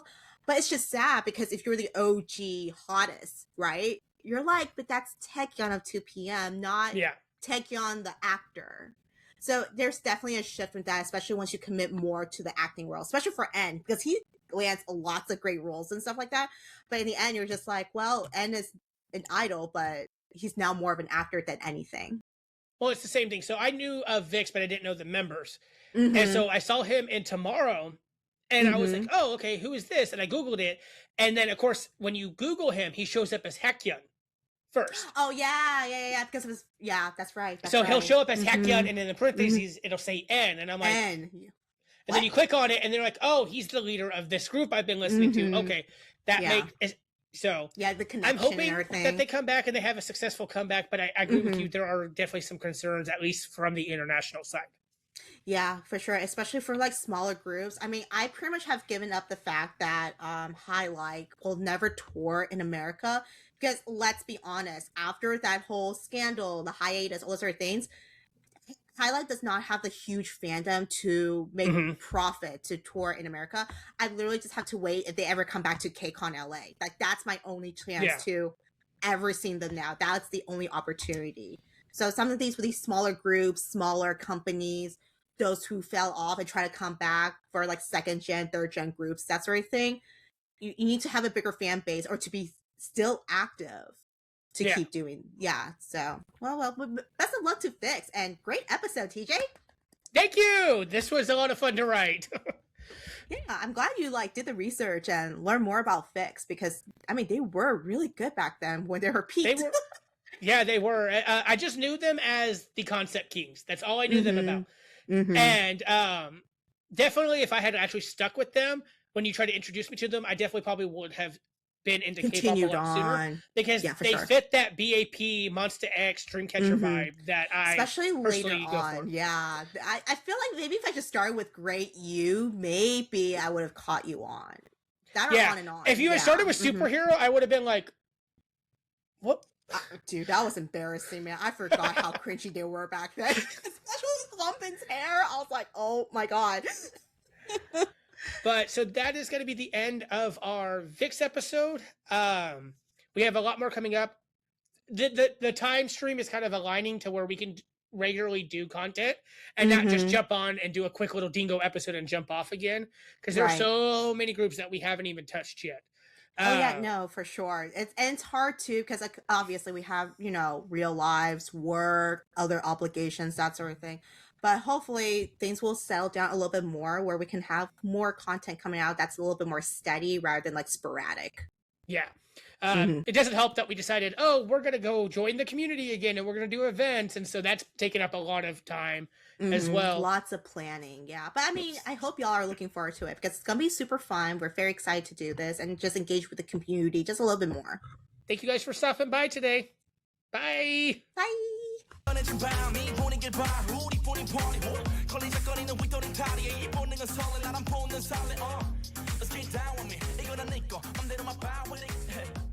난 흥이 좋지 수들이 오늘 밤에서 평생이 오지